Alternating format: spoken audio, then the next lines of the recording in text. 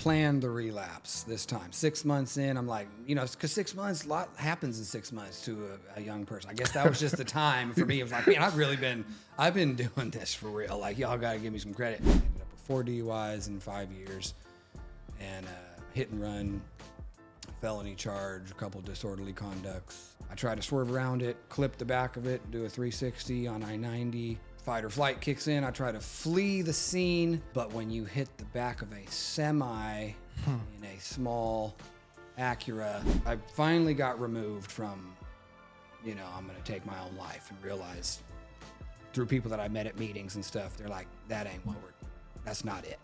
You need to come back to reality. Like, some of them were stern with me. Like, you don't even know who you are or what you're even talking about. It ain't that serious. Like, and you're not that hard either. Like, sounds like you've already ruined your mom's life. Sounds like you've already been enough of a disappointment to your family. You want to put the nail in that coffin and just cement that forever so that they're tormented forever. And and people would talk to me like that, and it clicked for me. That was helpful. It just brought me out of what was really like this super dark pity party place, right? There's, sometimes people want to know, well, how do you know when a kid's ready? You don't know when a kid's ready, and maybe if they tell you, but I'll tell you, when a kid won't know if they're ready to make a change until they get exposed to other young people that are sober. And now it becomes realistic, because before that it's just a thought, it's just a fantasy that doesn't sound realistic at all, right? Why? Because it's still going back to that, just say no.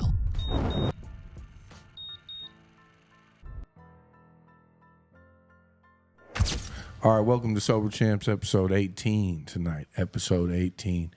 Aiden, how you doing? What's going on? I'm good. What's up, baby? How's everything going? Good. Good week? Yes, sir. Hey, this is back to back, 2 weeks in a row, or one week after another. Yeah, consistency. Yeah, come on, man. That's what we're doing here. Well, tonight we have one of the most specialist guests I've ever had here on the podcast. In an introduction, I need to just let the audience know that this individual was the first person. I mean, while I was actively using, I used to think that this guy's sober, and one day I might run into him, and I would want to be sober too. I knew I had problems. I knew I had struggles, and I couldn't stay sober. I would try for a week or whatever. And so I went to treatment, and then I would go to a few meetings. And there was this one day I was at Cherry Hall, and I was sitting there, and it was the Rise and Shine meeting. I'm sitting there in a meeting, and I'm sitting there sharing, and this man walks right across, and he sits down, and in the middle of the share, I was like, "Hey, what's up, Seth?" And so I'd like to introduce Seth tonight. Seth, welcome to Sober Champs, the podcast. It's been a long time coming to get you here, just because, man, this has been a dream of mine to get you on here to tell your story and be a participant in this beautiful journey of sharing recovery and sobriety.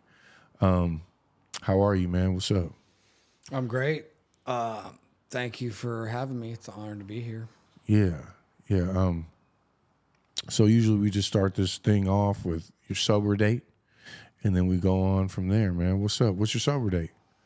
My sober date is February 13th, 2009. Mm-hmm. Okay. Yeah. You want me to just get into it? Yeah, I mean, I think, what is that? How many years is that? 16, just a little over 16 years. 16 years.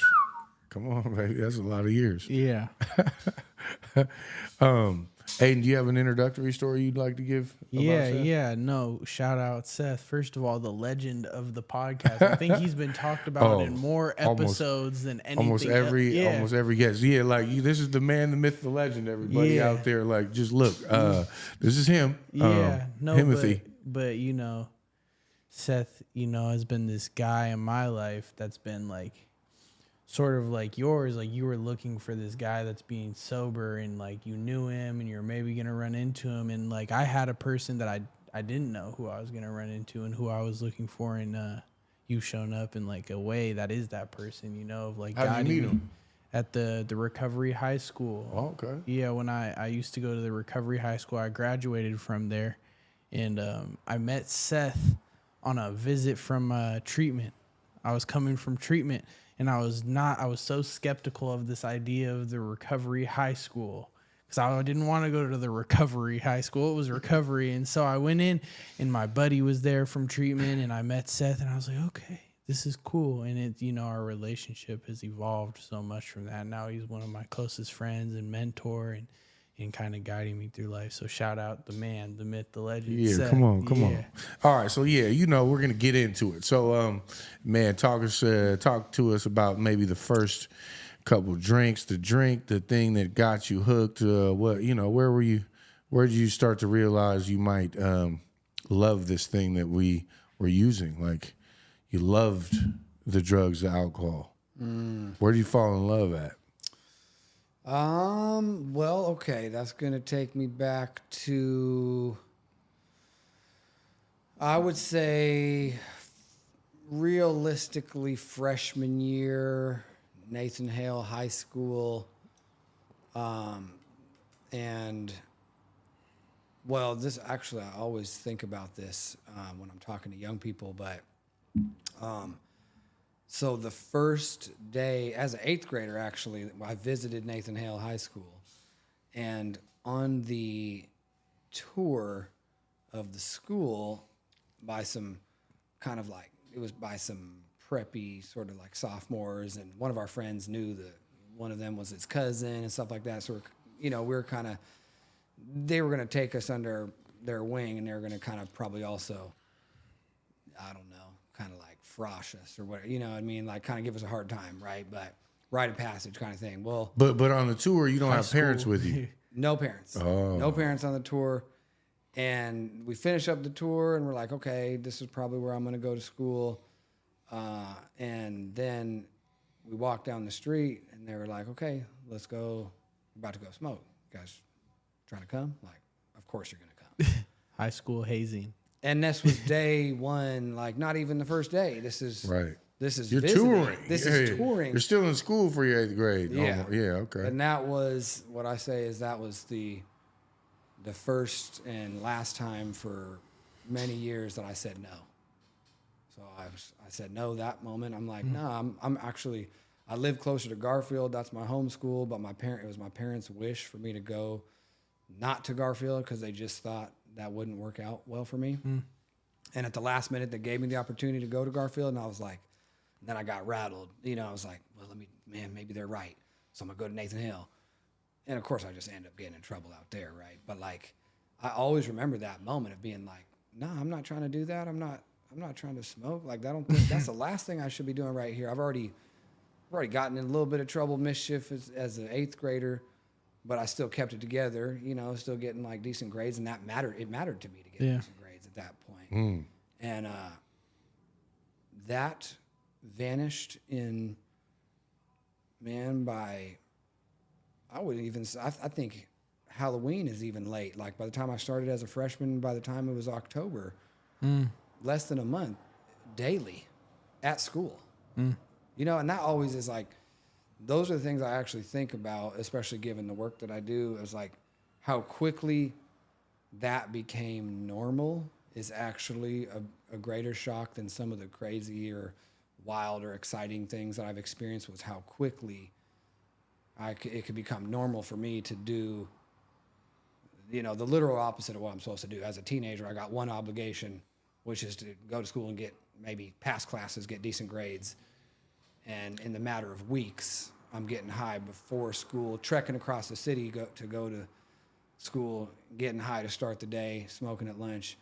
And by the afternoon, same thing, stealing $5 from my parents, my mom's purse. That was quick. You know what I mean? Yeah. But to answer the question too, I mean, I do remember at that point really liking weed. You know what I mean? Like it gave me something, maybe not care. It made everything was funny.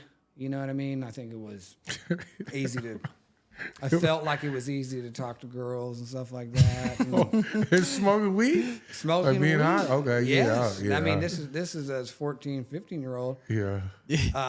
It just felt like the cool thing to do. It felt like, I remember specifically when you saw people come in, when I saw people come in to school, and I could tell their little eyes were a little blazed. I'm like, that's the goal. And that's also shocking. You're like, that's the goal? You know what I mean? But it became that. It became that real quick, and I guess that's where it started. It started with weed. Yeah. Yeah, so when you were doing the weed, right, did you have friends that you would do? Like, did you have smoking buddies? Like, you know how you kept a clique sometimes? Yeah. Yeah. Oh, I sure did. I mean, I got I don't know if I should say all their names, but some of them aren't really, I don't think they're really tripping. I mean, one of them, obviously there was Ben, and then there was a little,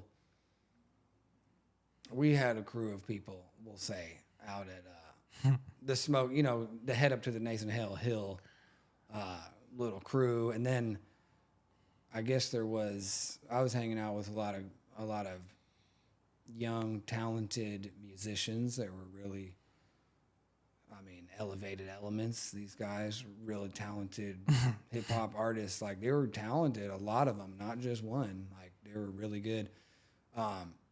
And the way that sort of affected me too was like, that wasn't my jam. Like, I wasn't a rapper. Like, Yeah. I might have tried to mess around with it a little bit, Yeah. and just enough to be like, to blend in and not really like into the background. Like, Right. I wasn't. You weren't just grabbing the microphone like Definitely. give it I had more to lose than to gain in that situation. So it's like, and that actually felt like that's what drugs and alcohol did for me. It's like, I didn't care about, I wasn't weighing, the risks, rewards type of thing. I was constantly, as I've said before, constantly in this position where I'm trying to be, it took every bit of effort that I had to be part of the cool kids crew, at least that's what I looked at them like. I cared very much what they thought about me. Oh, yeah. And I didn't really feel like I had something that I brought to the table. I didn't have really a talent. I was decent at sports and whatnot, but I wasn't bringing much to the table. So it felt like when I found, particularly marijuana and even more so alcohol, it felt like, okay, here I am. I've arrived. I'm life of the party. I am amusing to everyone here, and that was reflected to me. It's like, and until it wasn't. Yeah. So real quick, let's talk about the sports, right? So you and me, we met as kids together, and we were playing sports together, and we were pretty good. Like, we weren't the best in the city, but like, we were pretty good at what we did. And like, I don't know, for me, when I started smoking weed, like, that shit went to the end of the dumpster. Yeah. Like, I stopped training. I stopped going to practice like I should.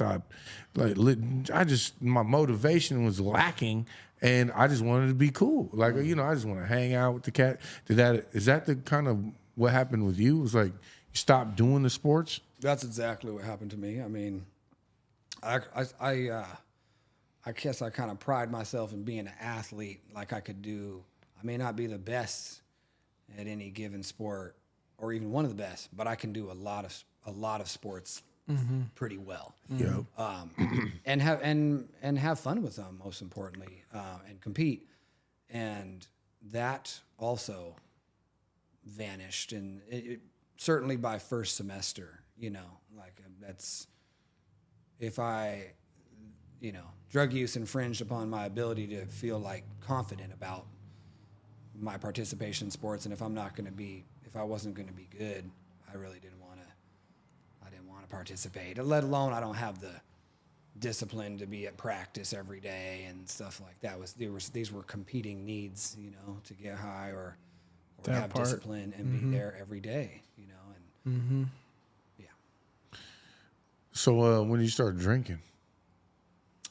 So drinking started early. I'm sure, it was a part of it from, as early as freshman year, maybe even 8th grade, but like, it didn't.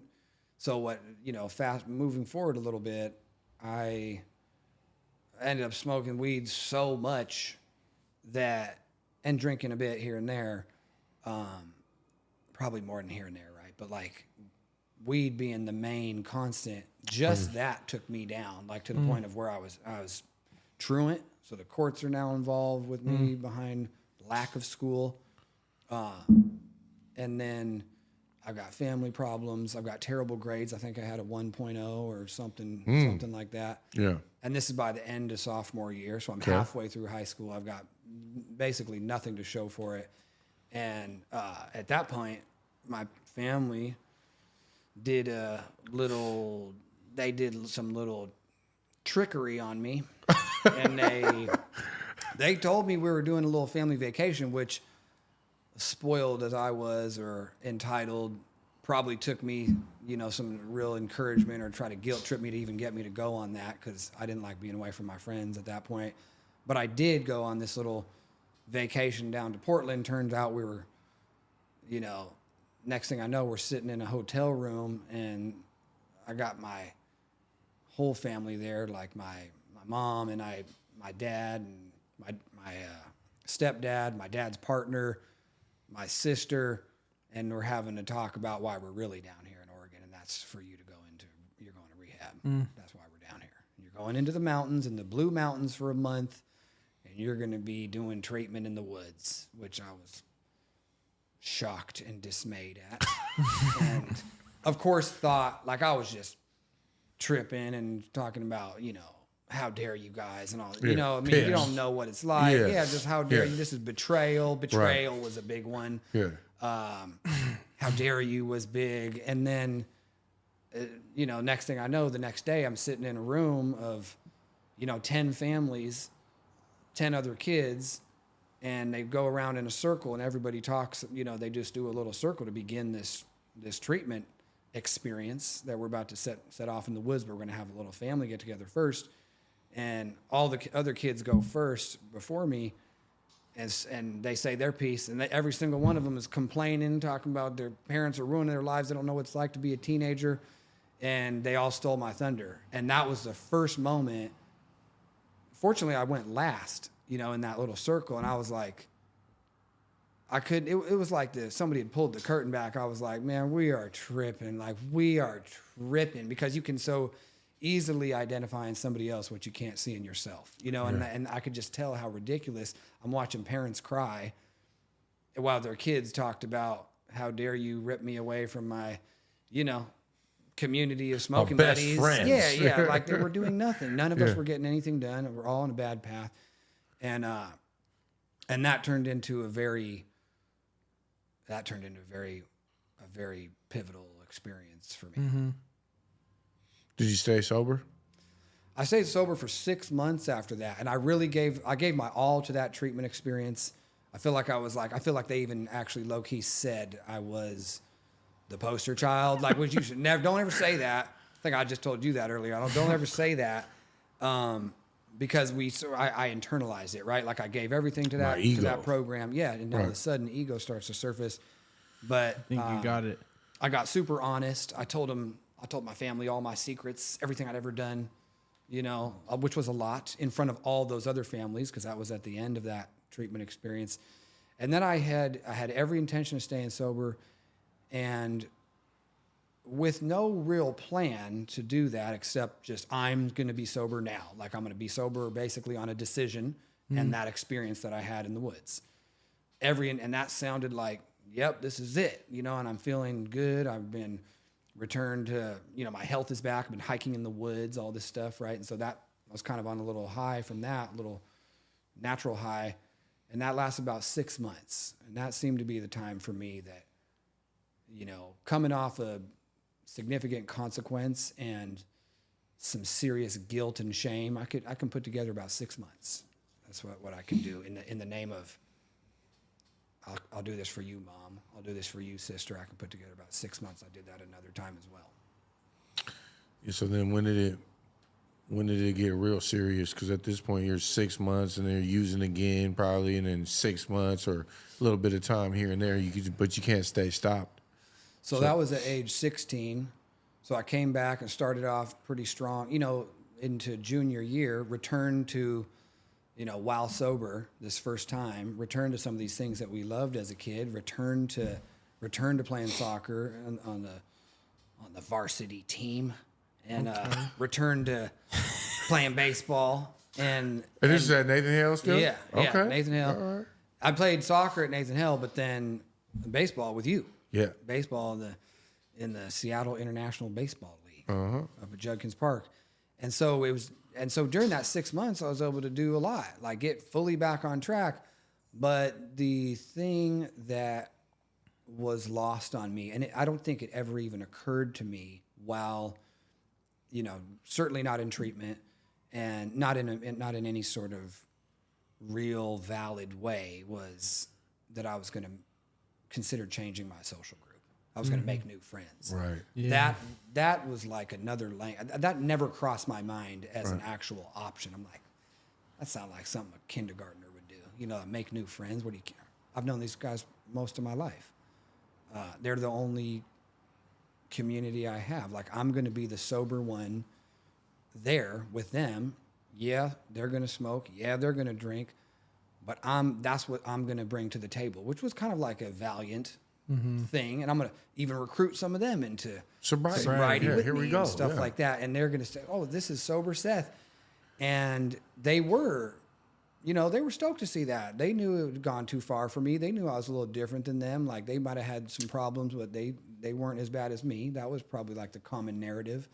And but then what happens in that setting is the novelty of sober Seth wears off in a couple of months. And then all of a sudden they ask questions like, you get about 100 days in with the homies on the weekends and whatnot. And they're like, so you always going to be like this? Or like, you think you could never have another one? And all of a sudden I start thinking, impressionable as I am and as a follower as I always was, yeah, I probably have changed. I'm a different person now. Like, I could probably, of course I could probably manage it. And shortly thereafter, something had switched in my psyche, or I don't know, in my conscience or something, that was like, boom, you're never going to be able to enjoy marijuana ever again. Ever. Like, it was from that treatment experience. I don't know if that was a higher power or something that intervened that was like, I never had an enjoyable experience smoking weed again. I probably only smoked weed 20, 25 times in my whole rest of my life, because I get extreme paranoia, full on like anxiety, panic attack. Like, it was done. That was done for me. And so I fully transitioned my addiction over to alcohol. And by the time I was 19, I ended up back in treatment through an intervention. That is kind of an interesting part of my story. I think this is the truth, is that Ben Haggerty played a very significant role in my life and as a friend and in my sobriety as well. And he's helped stage an intervention for me and sent me back to treatment. And I ended up at Lakeside Milam at 19 years old as the youngest person in the adult facility. Tight. The one in Kirkland? Yeah. Wow. So, okay, all right. I thought it was a Burien one, huh? That's where the teenagers went. Yeah, I was just old enough that they put me in the adults.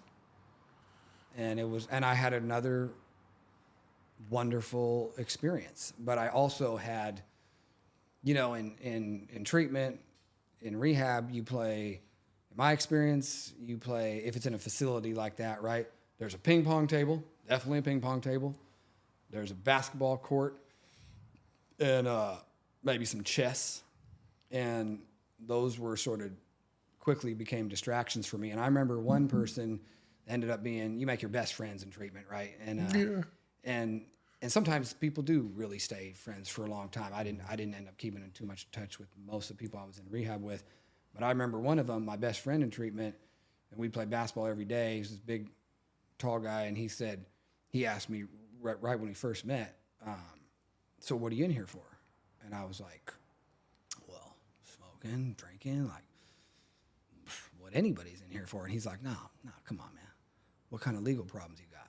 And I was like, I ain't got no legal problems. And he was like, well, you are good to go then. And I was like, yes, I am.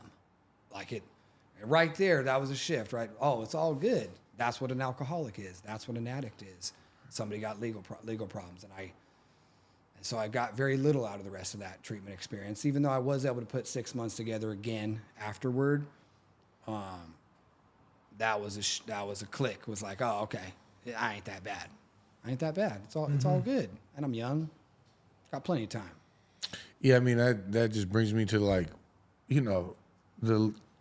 I was sitting in Lakeside Milam, and I remember this guy telling a story about smoking meth out of a light bulb. And I was like, a couple days in, and I was like, this guy is the poster child for Lakeside Milam, and he needs to be here for the full fucking 28 days. But you know what? I don't. I have just a little bit of a problem, and I need to clean up. And once I clean up and I get out of here, I'll just try again, and I know I'll be able to manage it. And something happened, though, in that time. And it's like, so then you get your 6 months, right? And relapse again. Again, like, what do you think? When we talk about, we don't often talk about what leads to a relapse sometimes. And obviously you're saying there's a reservation of like, yeah, I'm young, I don't have any legal issues. But like we've talked about this, like there's a moment where you go like this and you take the alcohol or drugs and you just, and so like, what is it that leads into that? So I remember this one specifically. This is an interesting one. So I remember I planned the relapse this time. 6 months in, I'm like, because 6 months, a lot happens in 6 months to a young person. I guess that was just the time for me. It was like, man, I've been doing this for real. Like, y'all got to give me some credit. First of all, I've done something that most of you haven't done, right? Most of my peers had not put together 6 months. They had no, like, they didn't have as many reasons as me to do that. And so this time I'm like, okay, I'm gonna drink like a gentleman here. So I planned. I went and got 2 Red Hook 22 ounces, and told my friend. Of course, it was Ben. I told Ben, okay, come back to your guy's spot. He was staying with this girl at the time, and I'm gonna just cordially, I'm gonna chill with you guys, and I'm gonna show you I'm different now. I'm gonna have these beers, and they're kind of like wanting, like they're apprehensive. Oh yeah. But like, no, they can tell, like, okay, you have put together 6 months, right? Like they don't want to be hypocrites, right? They're like, okay. And they can see, like, I've set my mind. I'm going to see this through. So I get those, drink them. We're chilling out. It's all good. And they're kind of looking at me, and we're They're like, when is he going to go wild? Yeah, they're like looking at you. And I'm like, I told you, cut the lights out. It's all good. Like they go off, and I'm on the couch, and the lights turn off, and I'm just laying there, and I'm like, I did it, man. Like I did it. Like it's all good. I got a couple cigarettes, and I close my eyes, and they just open, and I can't. I'm not done. They just open, and this is at 19 years of age. I gotta go. I don't know what exactly I got to go do, but I got to get up out of here, right? I just got started. Like something started in me, and I left out of that little apartment it was near Ravenna Park. So everybody had like, they were like, good night. Yeah, it's like midnight. It's like, see you later. Early. All right. And I head out. I'm just gonna go on I didn't really have a plan, right? I'm just gonna go on a walk. I just know I can't be just laying down there. Yeah, who does that? And within 5 minutes, I've found some sort of keg party at Ravenna Park, which was 1,000 feet away from their doorstep. And 15 minutes later, I'm doing my first keg stance.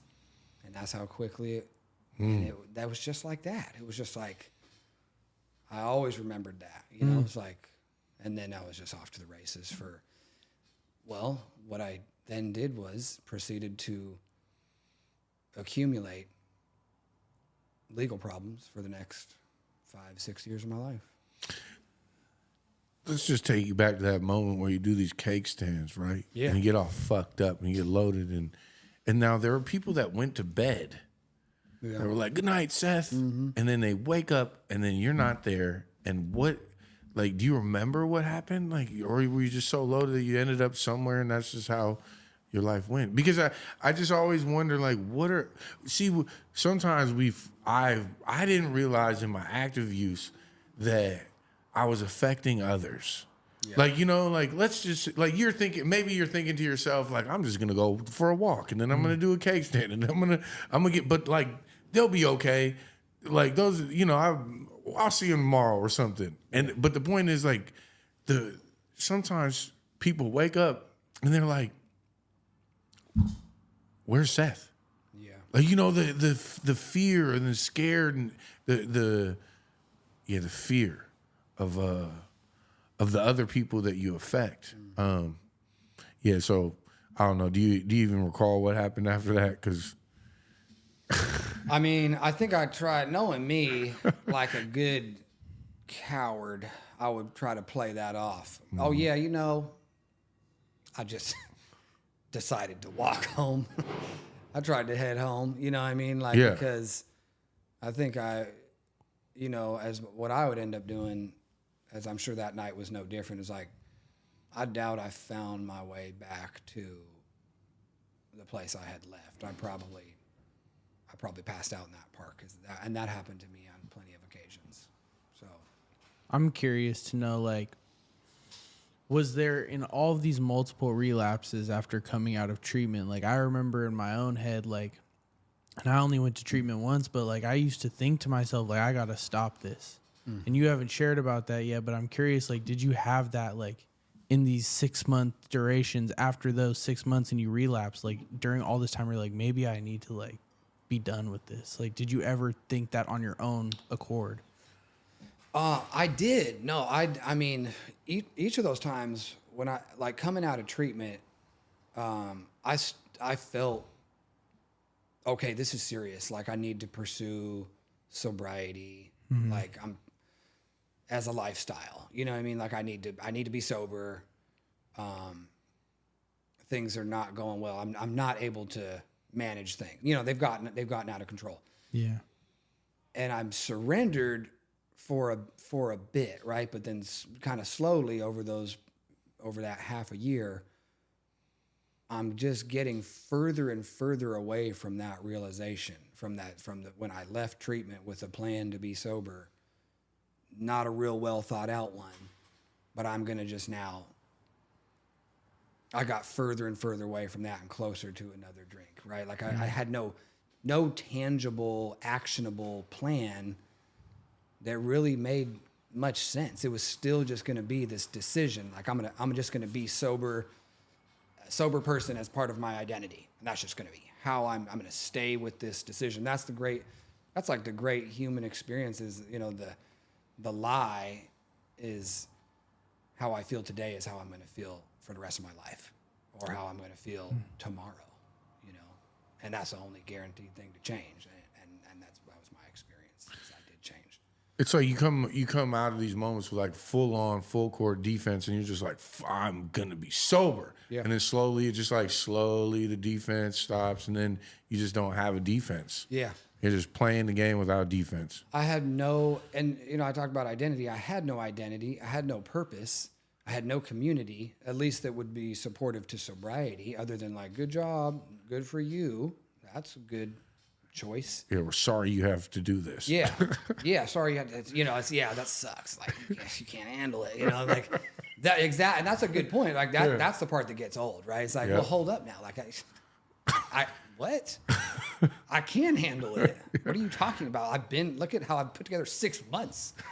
What have you done? I start getting self-righteous. Yeah. And what I say is that I didn't relapse. I just changed my whole mind. Like, it was just, I don't know. That was all that sober stuff, man. I don't even know what I was thinking. I just got as carried away as my parents did. And now and that probably came through the homie saying to me, like, come on, bro, let's get messed up, right? Like, that probably came from, a new girl that I had a crush on that was like, what are you talking about? It's Friday night. Yep. I like you. Yeah. I got no defense against that. That's still hardcore, you know, for single guys, right? Like that. I'm like, get ready for that. When you get a crush, like you're gonna be tested. Oh yeah. Because it's not, because unless you think sobriety is really cool, and that's something that you've been embodied, at least in my experience, you might cave on that. You might be like, because you don't believe it's cool, because you believe you think it's a disadvantage or like a handicap in some way, and you're kind of ashamed of it. So when it comes, you know, face to face, that's tough. Yeah, I think one of the things you point out is like I meet a lot of men, and I'm guessing you do, and I'm guessing you do. And a part of their relapse story is, man, I met this girl, and then like, and that's something that like, man, I would, you know, it's a struggle that a lot of people have. I mean, and just in general, without drinking, it's hard to talk to women. As a young man, it took me alcohol to talk to women. And like just seeing some of these men struggle when you take away that lubricant of socializing, and now we're sitting around like sober, and there's this crunchiness and the awkwardness of, you know, I heard a speaker talk about how their first time in a meeting was like, you know, I come in, I walk in, and like he's talking to me, and like there's this like, oh, okay, like that guy's passing around the basket, like you're doing this like mental analysis of social interaction, and it's like this overwhelming overload of trying to navigate social interactions. And you don't have what you would have considered your best friend. You don't have that like little warm blanket that would allow you to like say some stuff that's uncomfortable, but now you really think it's super uncomfortable. Even though it might be normal, you're just saying some weird shit. And so, I just want to, man, the women thing for a lot of men when they get sober is it can take them out. And so, like you said, if they don't believe it, it's very, it can take them down. All right, so you're leading into some legal issues. I mean, when I heard you share your story about, I don't mean to chuckle, but how many DUIs you had, I was like, no fucking way, man. No way. So why don't you take us down a little path there and just explain some of that stuff? Because legal troubles became part of your story. They did. Legal troubles became part of my story. And I remember going to the Department of Licensing on Rainier, and I, tail between my legs, and I was like 20, maybe 21. And I go in, and I'm trying to renew my license. I'm trying to see what all is required of me, right? And the guy working behind the counter is like, okay, what do you got, son? Whatever. He looks out my little abstract. He's like, okay, DUI, huh? I'm like, yeah. He's like, and I probably almost had a tear in my eye. Like, of course I wasn't thinking it was funny. And he's like, you can overcome this. And I was like, nice. And I always wondered what that guy would say after I got my fourth one. Would he have been quite so confident, because I ended up with 4 DUIs in 5 years, and hit and run, felony charge, a couple disorderly conducts, and obviously I had MIPs prior to all that stuff and whatever. And that brought me to February 12th, 2009, driving home from Central Washington University, having just returned from a deployment to the Middle East, because I thought that was the cure. I'm going to join the military.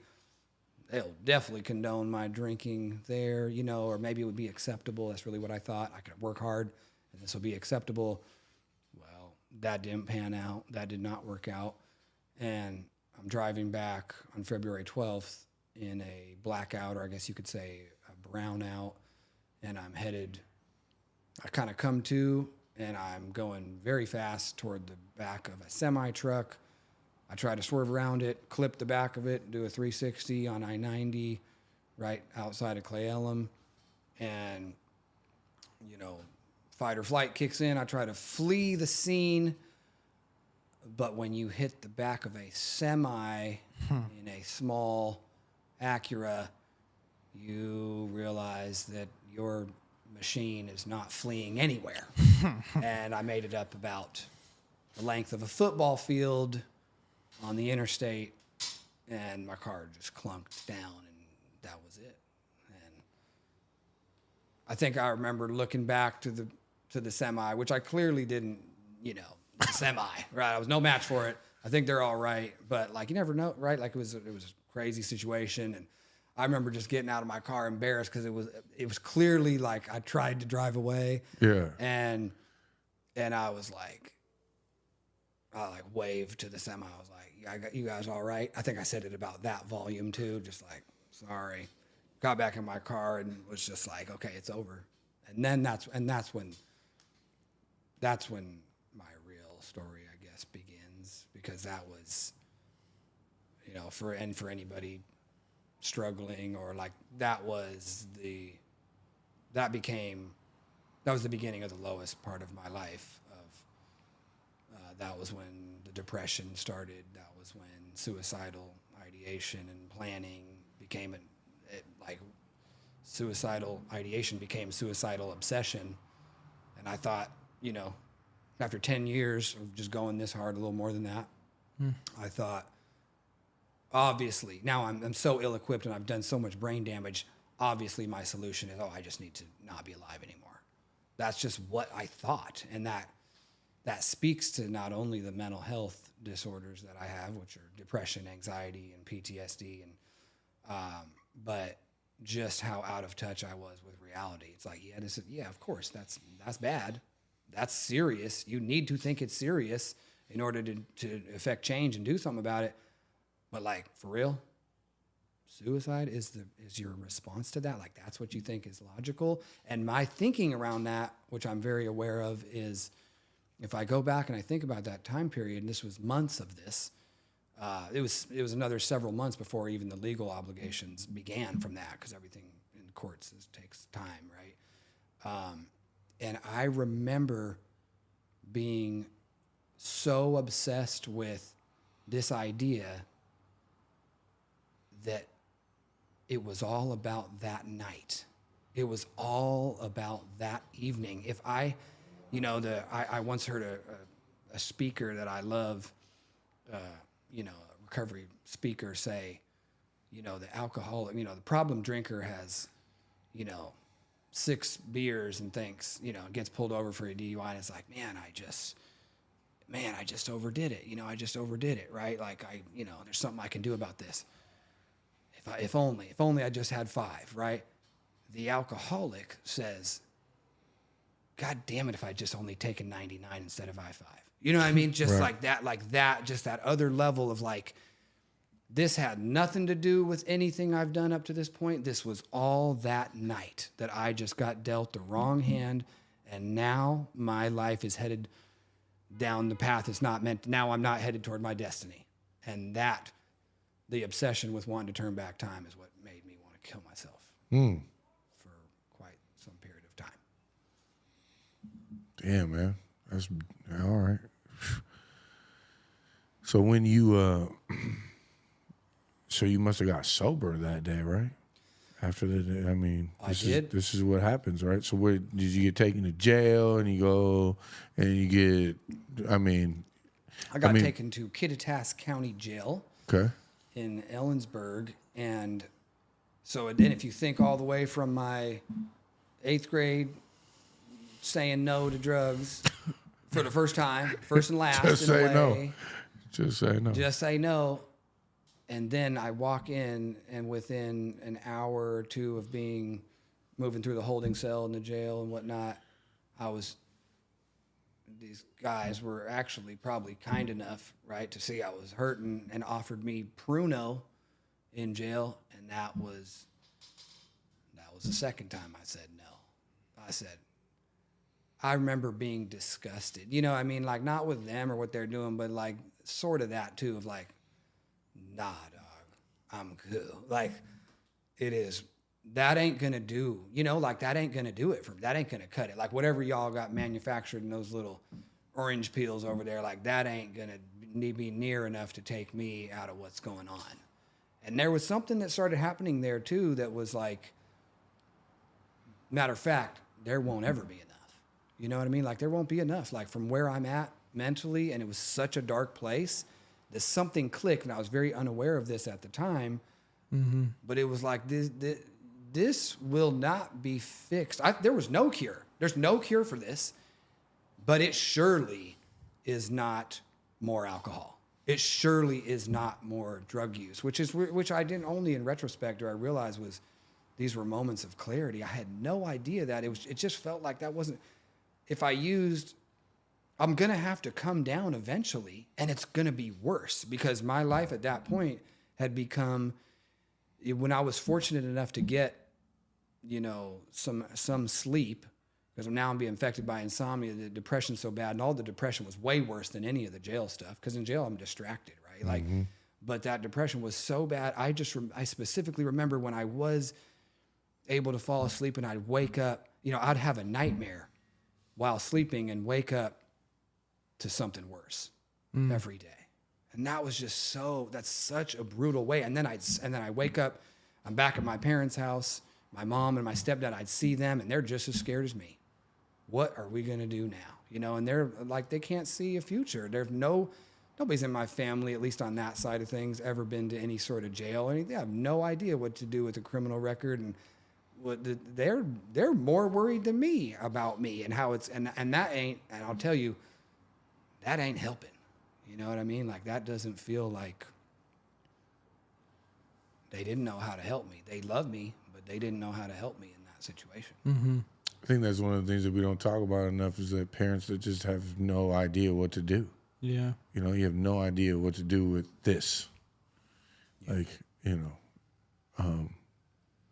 all right, so I'm guessing you get some legal trouble, you move through some legal stuff. I mean, one of the things I think I remember you talked to, I don't know, like it took some time to get the consequences of like going to jail, I think. And if I remember correctly, it was like you were sober for a while, and then they were like, yo, we're going to hand you this. And that's right. I got sober about Valentine's Day, right? And then I ended up not going to my jail sentence. Like I'll back up to when I went into, you get arrested, went into jail, and then you can bail out. And that is one thing that I do like to say, if my parents did ever make a mistake, it was bailing me out. Any of those times of the first, you get a DUI, that's my thing. That's not to say that's like some sort of rehabilitative place. I'm not making that case, but I'm saying for a little middle-class white boy, like that's uncomfortable up in there. But you forget quickly in a day. You sit down in King County Jail for a week, you ain't forgetting that as quick, is my point, right? And so that's one thing that could have gone a little differently, right? But I'm my crying ass, right? Like they bailed me out. My mom, I'm probably telling her stories about I'm going to be harmed in here, something ridiculous that she's like, it's probably true. And so they bail me out, and in the past, right? In the past, but all those times I bailed out pretty quickly. But then the actual jail sentence, then you're released on what's called PR, personal reconnaissance, and so I came back in like August or July or August, so I have 4 or 5 months sober at that point, and now I'm going to start my little jail sentence. And so what proceeded from there was,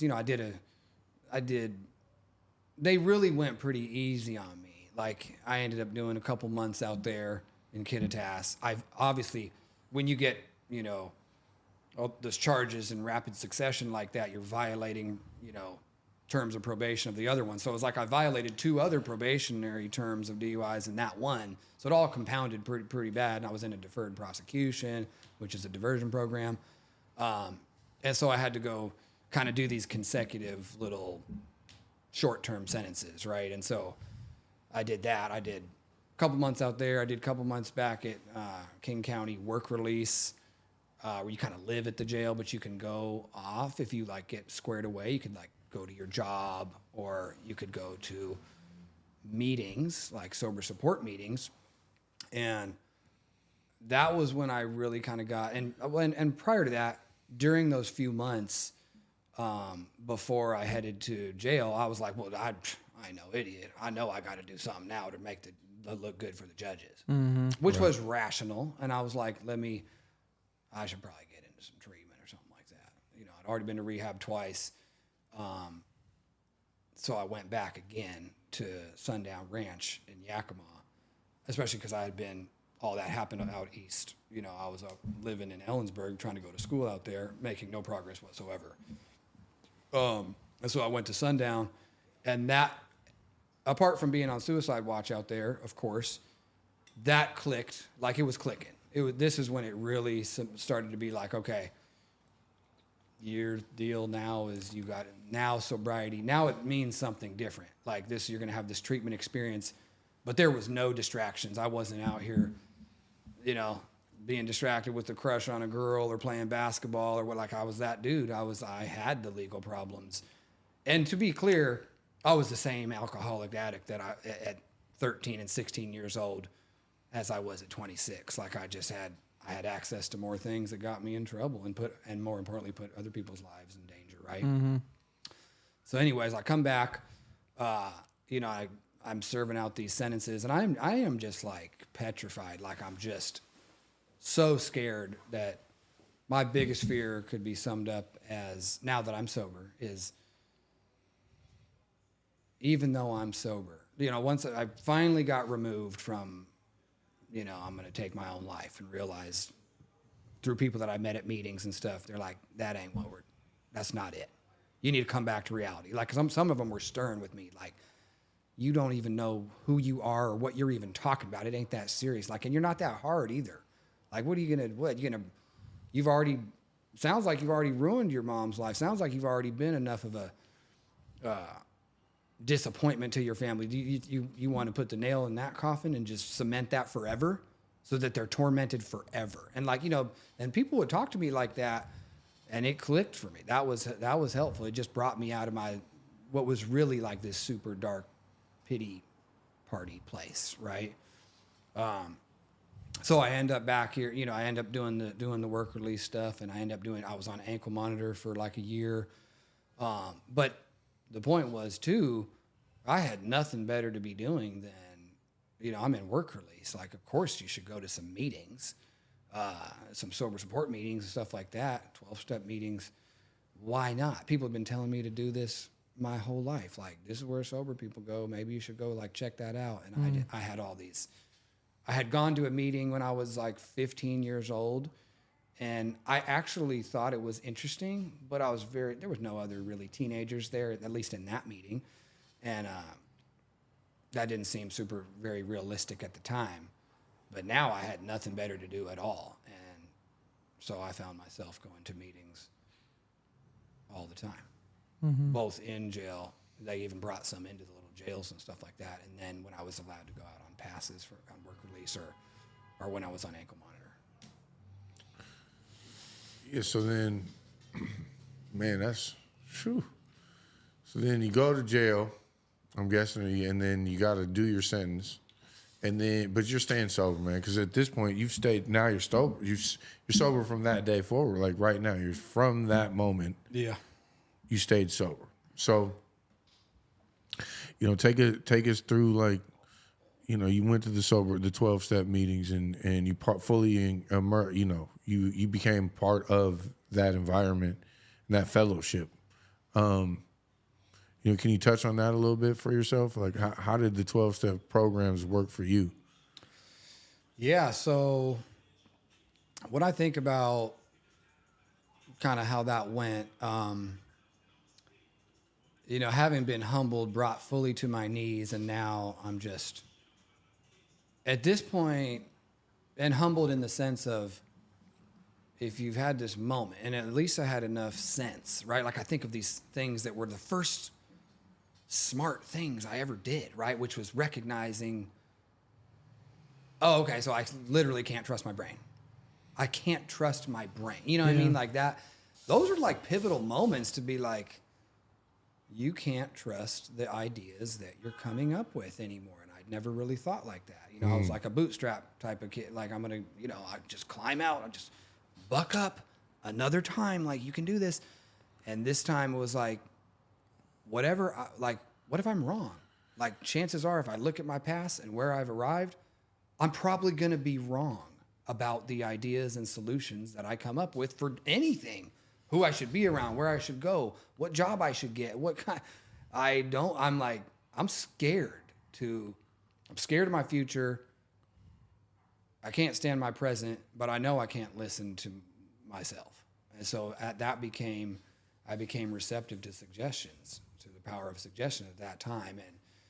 And I'd go to these meetings, and I didn't realize how many there were. There was all these meetings, and I had no idea there was like this robust, just pretty much thriving underground community of people that were sober and recovery. Like, I'm walking into meetings and there's 50 people.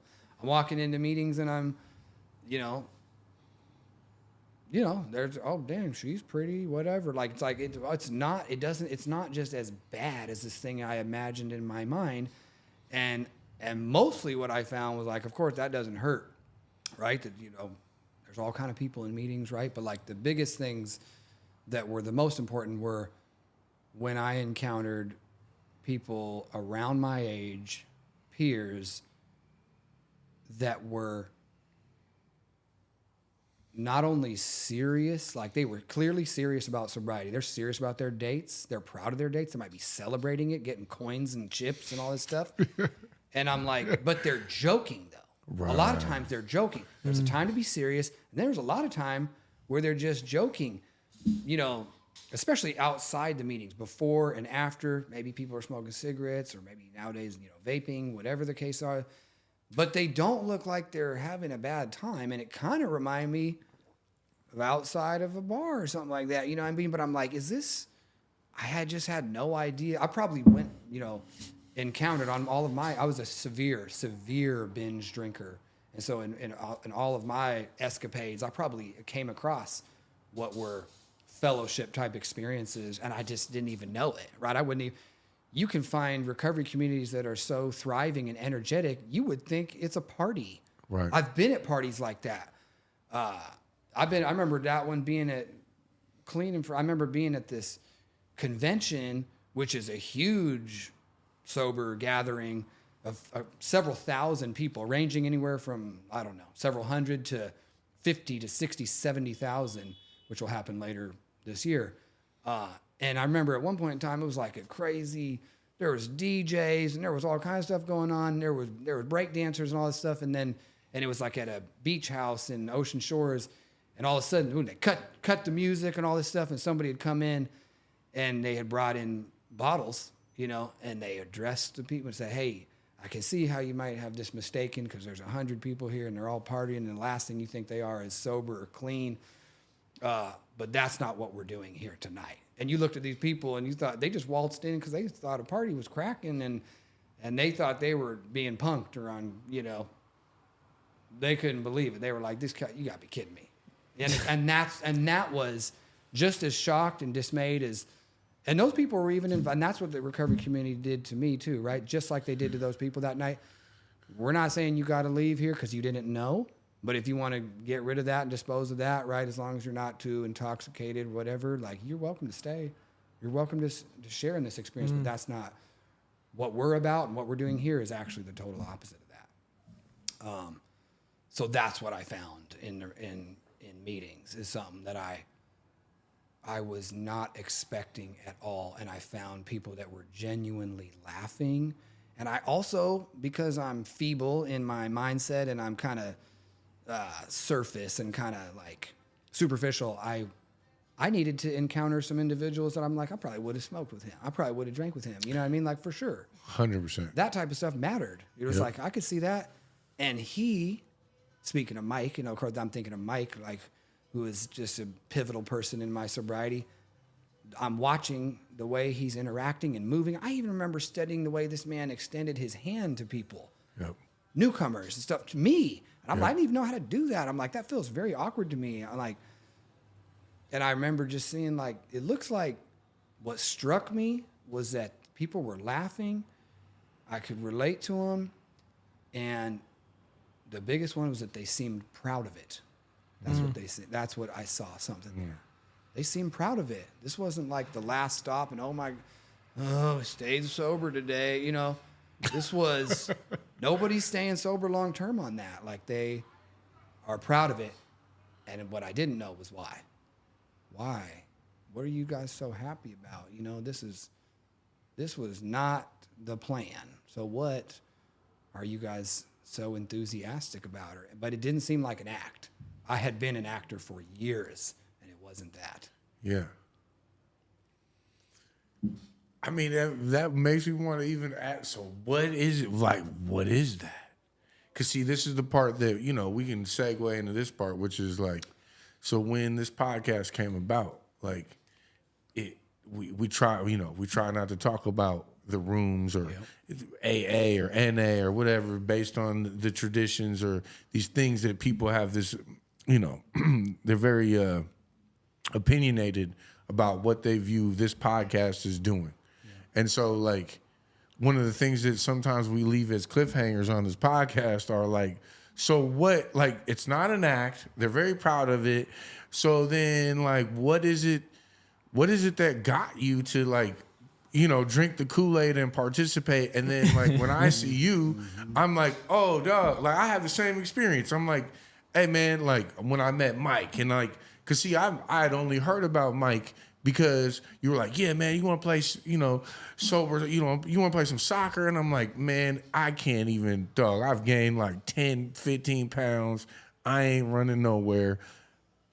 But you guys got a sober soccer team? Mm-hmm. And you're like, yeah, for sure. Mm-hmm. And you're like, and so then, you know, what it's like passing it on, right? You're passing what you've been gifted on to others. And so, like, but what is it that you're passing on? Yeah, I mean, I think what, you know, to come back to, well, and before I forget too, I would kind of like pose into, maybe this is rhetorical, but like I am curious what people would think, what harm people would think that this podcast, for instance, is causing, because that I might be missing that, right? Like, and I've been, like I said, a lot of my life I've been wrong, and a lot of things been over my head, and maybe I've been oblivious too.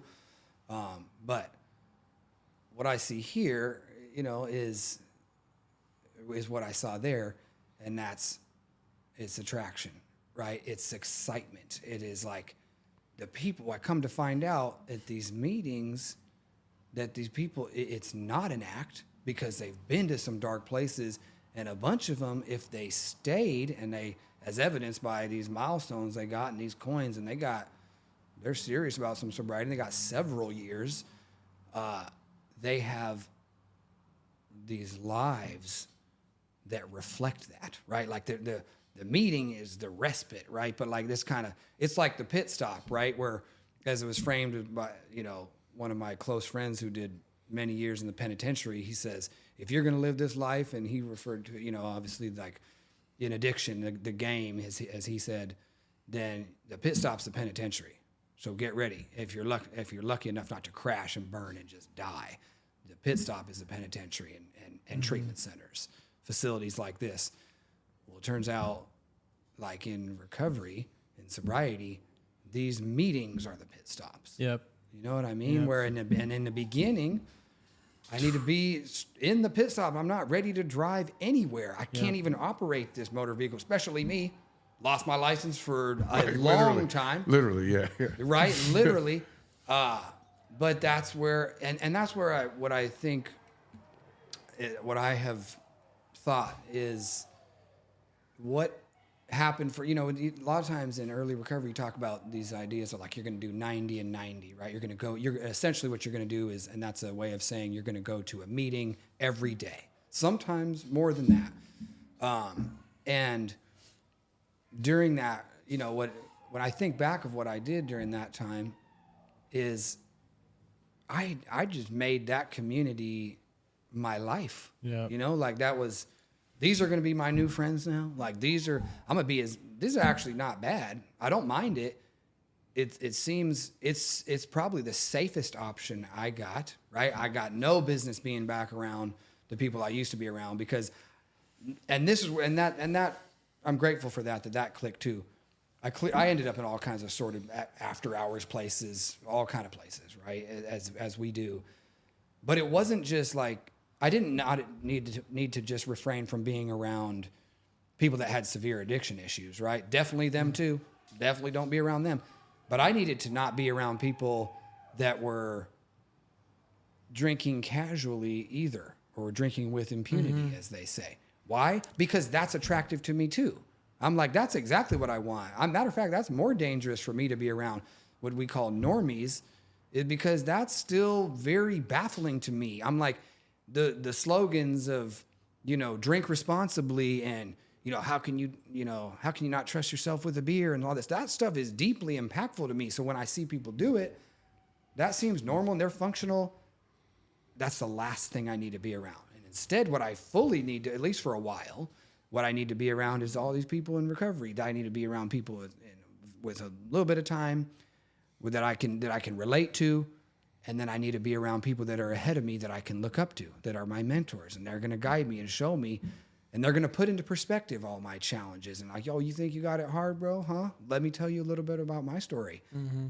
And slowly I get out of this place of thinking that the inability to see a future, right? Where I'm like, these people look like they got meaningful lives. And what I come to realize is that, like, in the beginning, I'm just going to learn how to live kind of in that community of recovery people. Like, it's very insular. Like, I'm going to be only in here. And then slowly over time, I'm going to emerge and maybe even use this. I don't want to say less and less, because I love being in that setting still, but I have a family now. Right? Like, I have a career, I have way more responsibilities. I have problems in areas I didn't have areas, as they say, right? And stuff like that. So then I get to learn how to operate in the world, which to the untrained eye would look normal, totally normal. Yeah. Now it would look totally normal. In the beginning, it wouldn't look normal at all, because I'm camped out in these meetings every day, multiple times a day for hours after the meeting too, right? Because that's the clubhouse, right? That's the Boys and Girls Club. Like, that's where I need to be up in here, because when I leave the basketball court too far, come up with some ideas, come with some temptations. It's just like lunch period at high school. Yep. I need to be on campus restriction lunch. As soon as I leave for lunch, problems. I'm just too tempted, and so that's what I found there, among many other. And most importantly, I found friends. I found sober friends. There's nothing. I found community. I found sober friends. I found people I looked up to and that I thought were cool. No, people don't like to say that. Like, I work with high schoolers, like, they look at me funny when I say that. But I'm like, you can figure out 10 different ways of saying it, but that's what it is. Even if whether you're a teenager or you're an adult, just what's cool changes, right? That's what's going to be attractive. Yeah. A pain coupled with attraction, right? Pain with, like, just enough to be like, I can't keep doing this. I can't keep living this life. I don't know what I'm doing. Humility. Y'all do know what you're doing. Show me. Just show me. I mean, that changed my life. Like, those moments where you're hanging out in the clubhouse and you're at you're there and you don't know, like you said, you leave a little too far off campus and we're going to be, my best thinking is going to get me all messed up. I'm going to ruin my life. See, I got sober in a way that was like, I had a family. I had I had the things that you would look at and say, well, that's a successful person. And, like, I got my ass into these rooms and I'm sitting there and you're walking by me and you're like, what's up, man? And I remember thinking to myself, I'm doing good. I'm doing all right. I'm doing okay.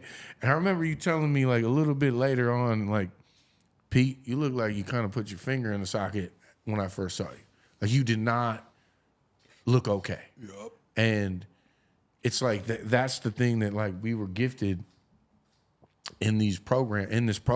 And I don't know, it's just it's exciting to hear us talk about it on here, because, like, normally we kind of keep it really limited, and it saved my life. Mm-hmm. It saved my life. Mm-hmm. And I don't talk about it just because I've I have fear around how people are going to judge me and what they're going to say about how I'm sharing or how people are sharing on here.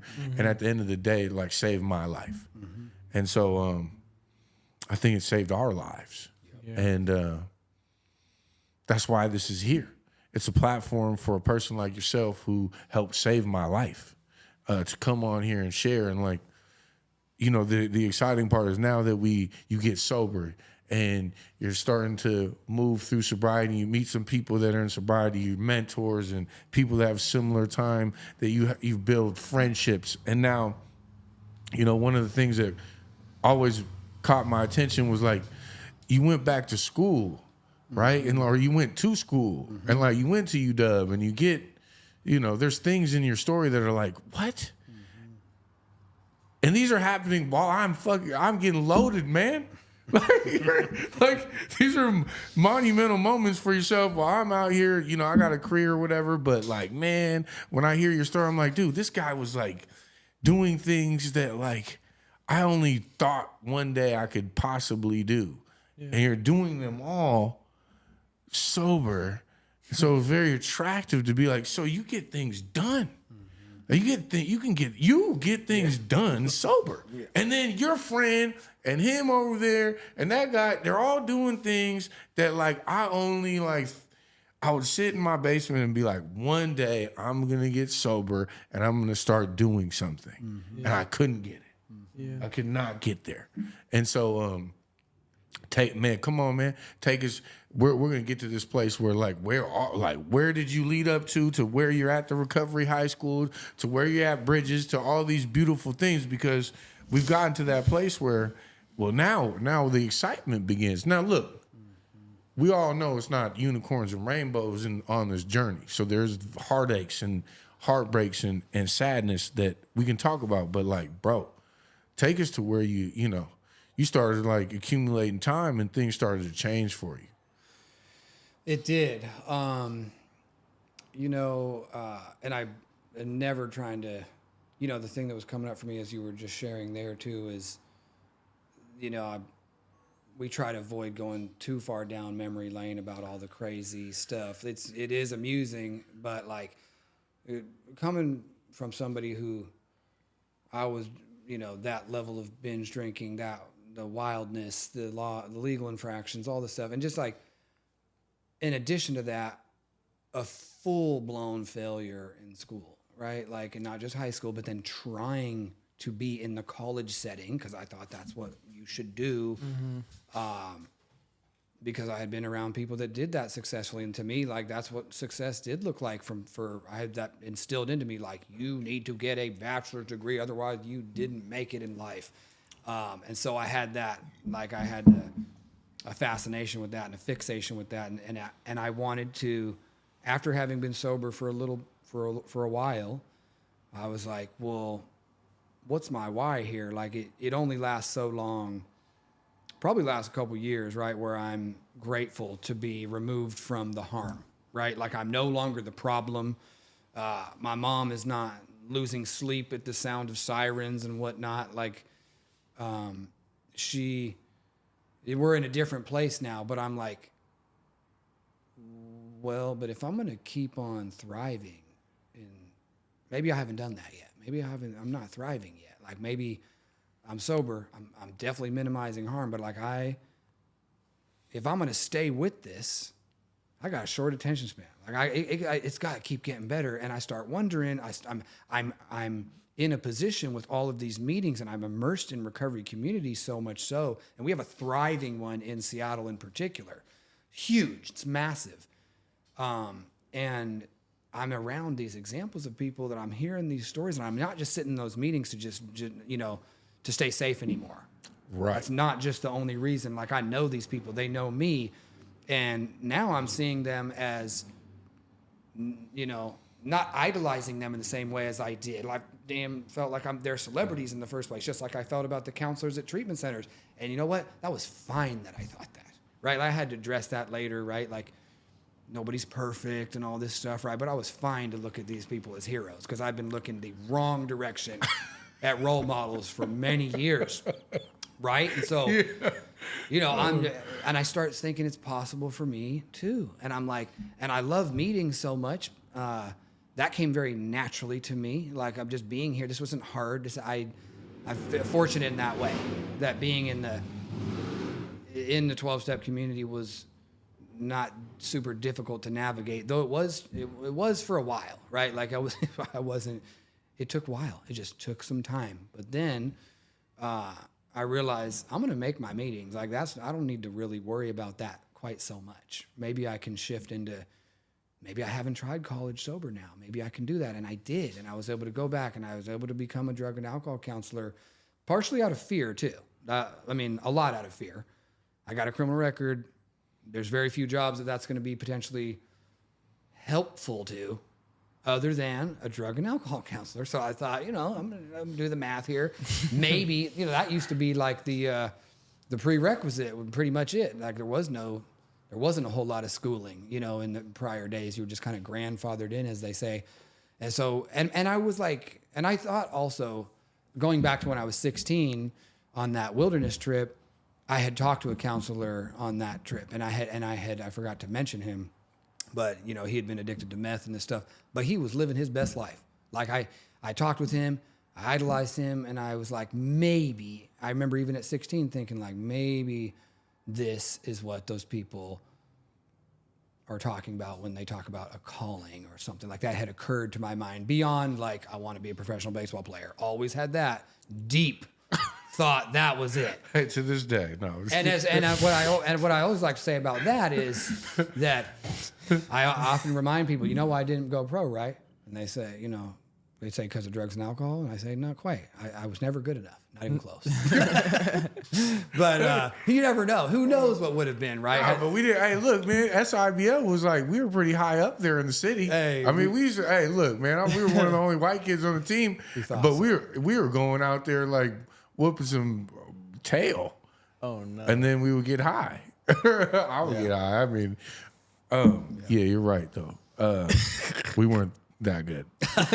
Like, we come back to reality, right? Like they talk about getting a life beyond your wildest dreams, and you reacclimate, you redefine your wildest dreams, because like that was all, like even that dream, right? Like that was all me. Look at me, right? Like I want to be loved. I think in a way I thought, of course I want to do something cool like that. Like who doesn't want, if you ever been involved in sports or whatever your passion was, the idea you could do that as a living is just incredible. And I still admire people that have done that. It's incredible to me. 100%. Right? No matter what it is, whatever your passion is, you're getting paid. I guess in a way, I actually do get paid to do my passion. So that is pretty badass. Uh-huh. Which we'll get to. But yeah, no, we'll come back to it. So what was the question? I said, yo. So you get your master's degree.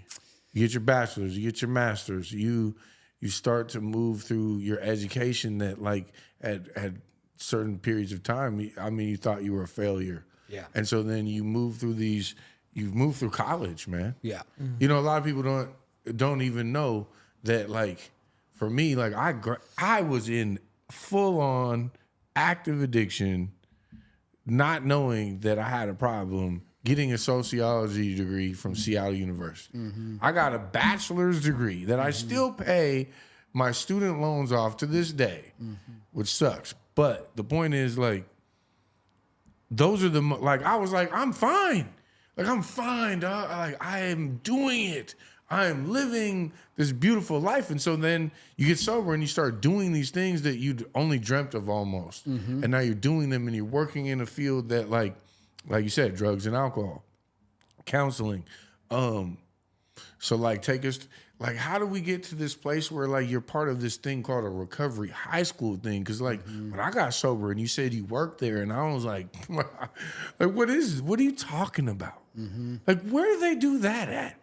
Because again, it's like you're kind of going back to that 16-year-old you of like, man, if there was a place for that 16-year-old you, for yourself to go into a recovery high school possibly, where abstinence is like paramount, it's a big pillar, it's the pillar of how this is going to work, where you get transported from Nathan Hale to this recovery high school where you might see a lot of people just like you that are teenagers that are like, okay, here we go. We're going to try this out. You may have had a different path. And so what you've done is you've now helped create a high school that does just that. And so how does this happen? Yeah, so fortunate enough to go back as I'm pursuing, I became a drug and alcohol counselor. I was pretty into that. I, for whatever reason, ended up working, because I guess I was still, I'm in my 20s, ended up working with adolescents, right? So I'm doing outpatient all over Seattle, a number of places, doing these outpatient groups and stuff. And, intensive outpatient, for people that aren't familiar, maybe kid gets in trouble like myself, right? Seth gets caught smoking weed at school, and now you get caught red-handed, and now they're going to hand you down a suspension, but you got some requirements. That suspension can be 100 days, or it can be just a week if you get an assessment and you follow through with the recommendations of that drug and alcohol assessment. And so usually average person, not just kids, going to fully minimize everything that every bit of drug use on that assessment. And if you're an alcoholic or addict like me, you minimize it and lie completely and still get recommended for inpatient treatment, right? Because you're like, and that's just kind of like a side note, right? But like, I end up running these groups, and it's great. I'm passionate about it. I'm getting to interact with kids, 10, 15, 20 kids that are coming in, and we're planting seeds, right? Like, we're trying to, kids they're seeing people that are passionate about sobriety and about recovery, and we're getting them to, it's kind of just like, it's stages to change stuff, right? You're trying to get kids to just think, is this working out for you? Like, is this really what you want to be doing? Like, what's the game plan here? How does this play out, right? Like, even just like I said earlier, you're getting kids to think about, like, smoking weed is so normalized, right? At school, that's cool. That that's no problem to you. Is that what successful people do, right? We're just having this kind of critical thinking type of conversations, and just talking about brain chemistry and how drugs and alcohol affect a developing brain, right? But pretty basic level, right? Like, you're not that, at least in the settings that I was working, that was not that wasn't like an entry point for these young people into a lifestyle of sobriety or recovery. This is a little break. You got this little consequence, and we're going to try to make it more meaningful than, the proverbial dare to keep kids off drugs. Just say no. That doesn't. You need to be more than that. What are you then going to say yes to? That is the question, right? And so they came. I've developed a bit of a positive reputation, and people know me a little bit in this field. It's kind of a big city here where we are in Seattle. And I hear there's this idea of a recovery high school based on models in other parts of the country, and in Texas, interestingly enough, in Massachusetts and Minneapolis and other parts of the country. And they looked at, the inspiration for the one here was they looked at dropout rates for kids that had been involved in treatment, and they were just terrible. I mean, they were very high, right? They were abysmal. It was terrible. So they figured, and you look at relapse rates, and they're very high, right? If you can look at research that demonstrates if a kid goes to any form of treatment, right? For drug and alcohol related, for substance use disorder, you go to some form of treatment, whether it be outpatient or residential or inpatient, pretty much the worst thing you could have that kid do to try to change their life is come back to the exact same setting that no, it wasn't necessarily to blame for it all, right? Like, we take ownership here, right? But like, it fostered it in some way. And the same parents that a household fosters, the identity of a child or whatever. So they created this idea of, a school. What if there was a place where you could pursue education while getting support for your recovery as well, while sustaining your sobriety.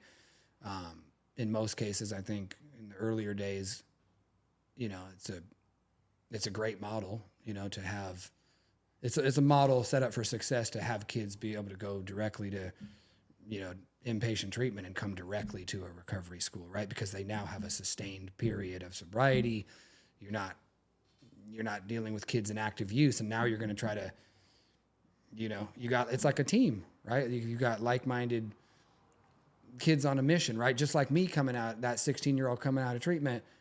If I was around other kids who had done the same thing and we're all in the school together trying to get support, we've got a dang better chance. You right? do, man. You're not like, you're not the minority. Yeah. At that point, you have peers that you can like interact with that are like, you can share with like, yo, man, like, what was that like for you? And whereas maybe the circles that you're entering back into from treatment at that time are very like, what'd you do? Like, it's very, there's a disconnect of like, what are you talking about, man? Yeah. And so you can't really share openly necessarily about feelings or experiences. And so now you've brought this, it's possible these kids get brought together and then they have a team.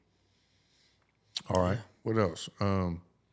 So it starts as an idea, and now how many years? Well, so you get it up and running, and then you become a part of it. Like, what were you? So they being the King County gets together with Behavioral Health Division, partners with Seattle Public Schools, and with the alternative school system, and some forward-thinking leadership from King County executives to, you know, innovative principals, kind of that are running smaller alternative high schools, and they come together and they look at some of these models in other part of the country, and they're like, "We're going to bring this here. This seems great. This seems like something we need." And then they give it some resources, but I walk into a classroom within another school, and there's 2 teachers, 2 kids, not sure if anybody's sober. And they say, you know, and then they say, looks like the recovery part of the school is here. And this was 10 years ago.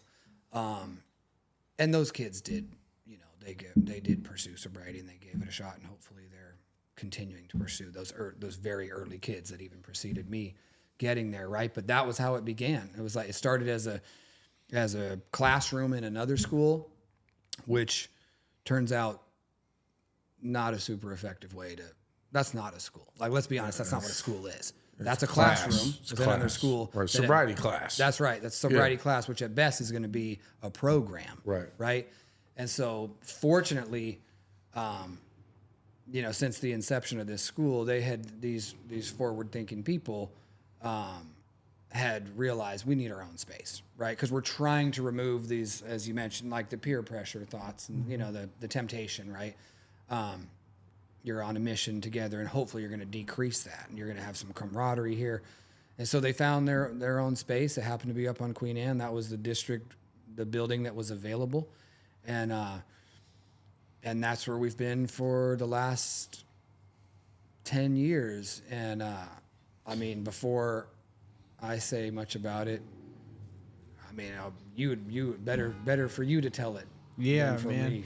I mean, like, when I think about it, just like we're talking about how easy, like how we need to remove all like this peer pressure, because that's such a real thing. You know what I mean? But like, I think about my own story, and even when I was around 90% of people that wanted to be sober, I still relapsed, right? And that's a part of my story. But like, to just think about, like, take a second and think about that, you know what I mean? Like, how easy is it for someone like you or me to relapse, even when we're around a bunch of people that have a common goal of being sober? And so, like, being, you know, like, it's super cool to like think about, like, I found out about the school from somebody that I went to treatment with, and then I came to be a part of this school, and I didn't even know what, like, I kind of knew what 12 steps were. I kind of knew what, I didn't even really know what recovery was. Like, there was this word with nothing behind it.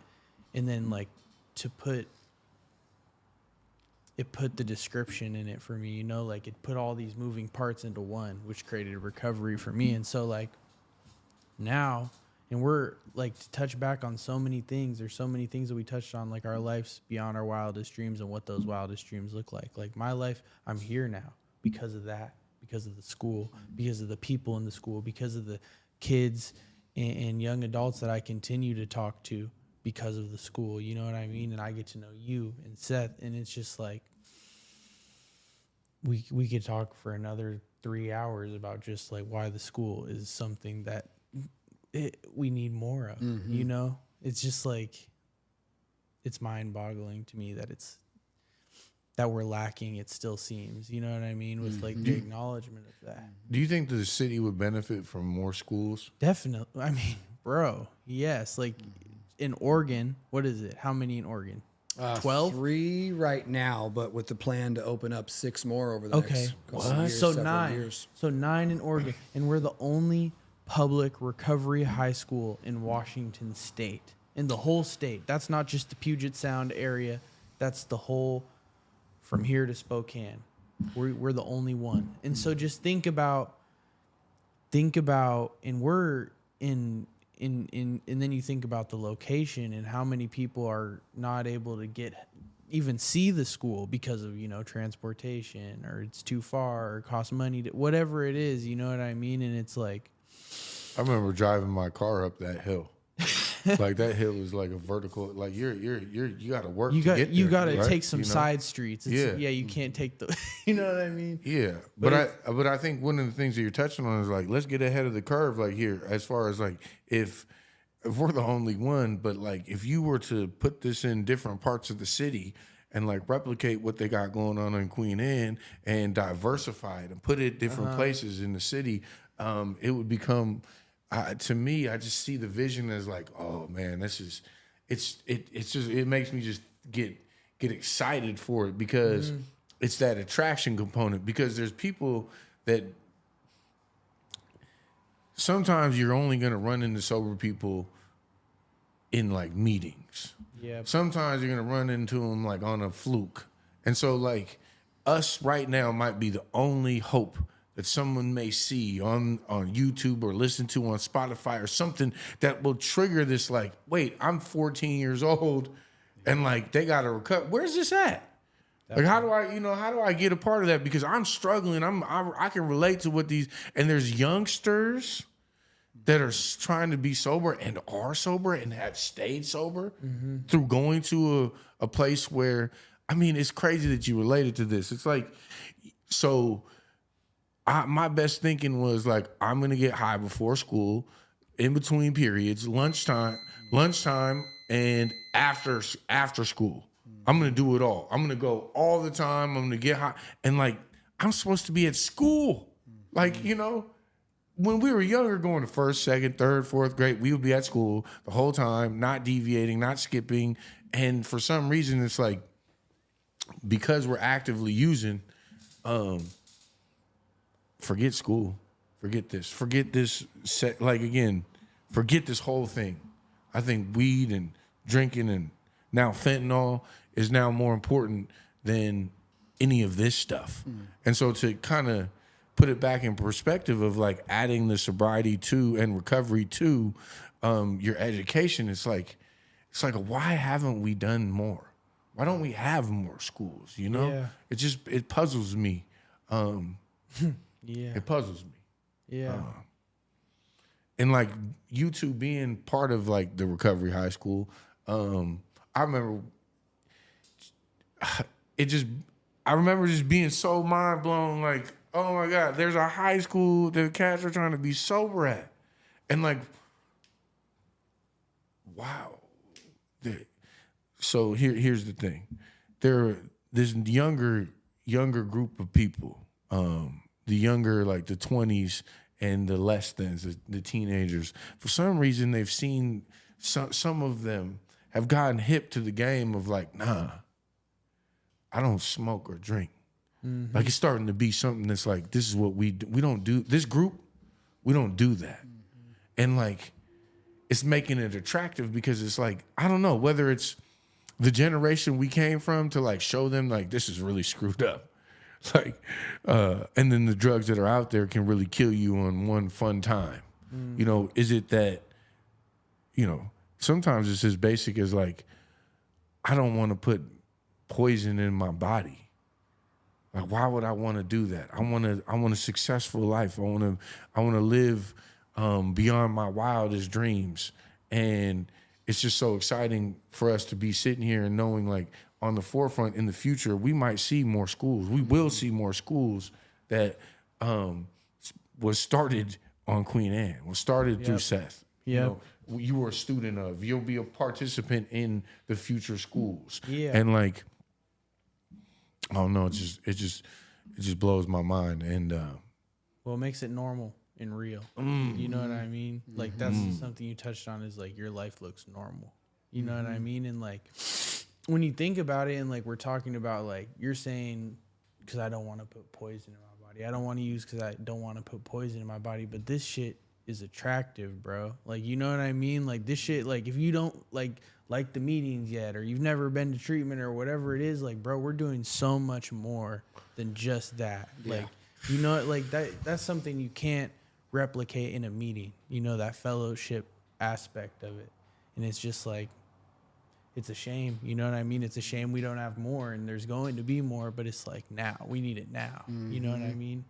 yeah, I mean, I think one of the things we don't touch on a lot here is like what our lives look like outside of, once our fear kind of slowly left us, like the lives we go on to live sober are like really incredible. That's right. And like, it's fun and it's exciting, and it's like, we get money, some cats don't they want to taboo it and be like, oh, don't be talking about man, we're balling.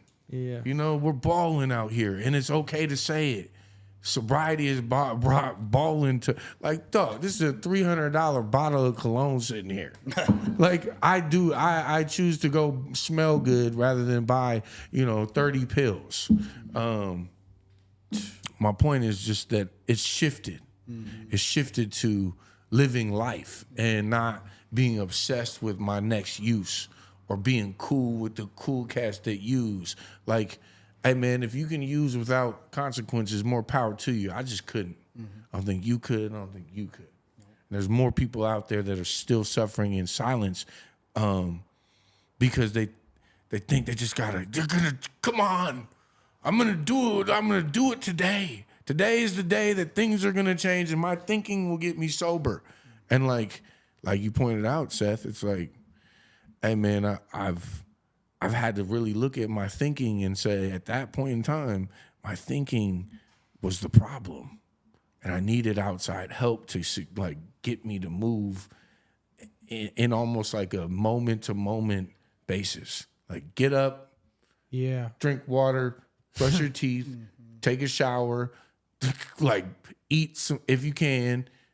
We're gonna talk about our feelings and what we're feeling. Just going through this regimen and just being like, okay, because like, oh man, I remember walking out at Lakeside Milam and I was walking by the laundry room, and it smelled like Febreze. And for a moment, I was like, man, it smelled like his house, my drug dealer's house. And I was like, I could get my drug dealer to I memorized his number. I'm going to get my drug dealer to pull up in this alley. I'm going to tell him I'm going to owe him, and he's going to drop off some pills. And it was like, what are you talking about? What are you talking about, man? What are you thinking? You're here, and you're going to throw it all away because you're going to have your nothing. It's never going to be enough, man. And so, you got this hat on, man. It's Bridges, Birdies for Bridges, man. It's a fundraiser that's coming up. But, let's say you got this recovery high school, and then you came up with this idea of like, well, we need some more. After, once school gets out, man, we started to kick it, and like, that's where the trouble is also. Yeah. Like, let's say we're all, everything's hunky-dory in school. Okay, cool. But school's over. Now what? Because at this point, now I want to deviate. I've been so good all day. Now what? And so Bridges is a program that both of you are a part of. And what is that? I mean, I'm a part of it too. You guys are more, involved. But the point is, what is it what is it? What is Bridges? Yeah, so let me say first, when I think of, because I want to make sure to touch on the Recovery High School, like you said, now we've got our own space. We've got kids that are coming, still small, right? It's smaller building. We've got, 40 kids, right? I think we finished the school year last year with 42 kids, 15 graduates. I think 13 of them had like over a year sober. I mean, just so real statistics, statistics, numbers. Real deal. And we've had hundreds of students now at this point that have come through. Plenty of which are still sober, plenty of which have relapsed and have found a way back, right? And even more so, plenty of which have changed the landscape of recovery in this area, because now they have created community and now they have a presence in the community. Whereas when I got sober, I wasn't seeing teens. Maybe they were there, but they were very hard to find. That is no longer the case. Like you can readily find young people in recovery community and meetings here, making it more realistic for other young people, whether or not you ever come to the school or not, right?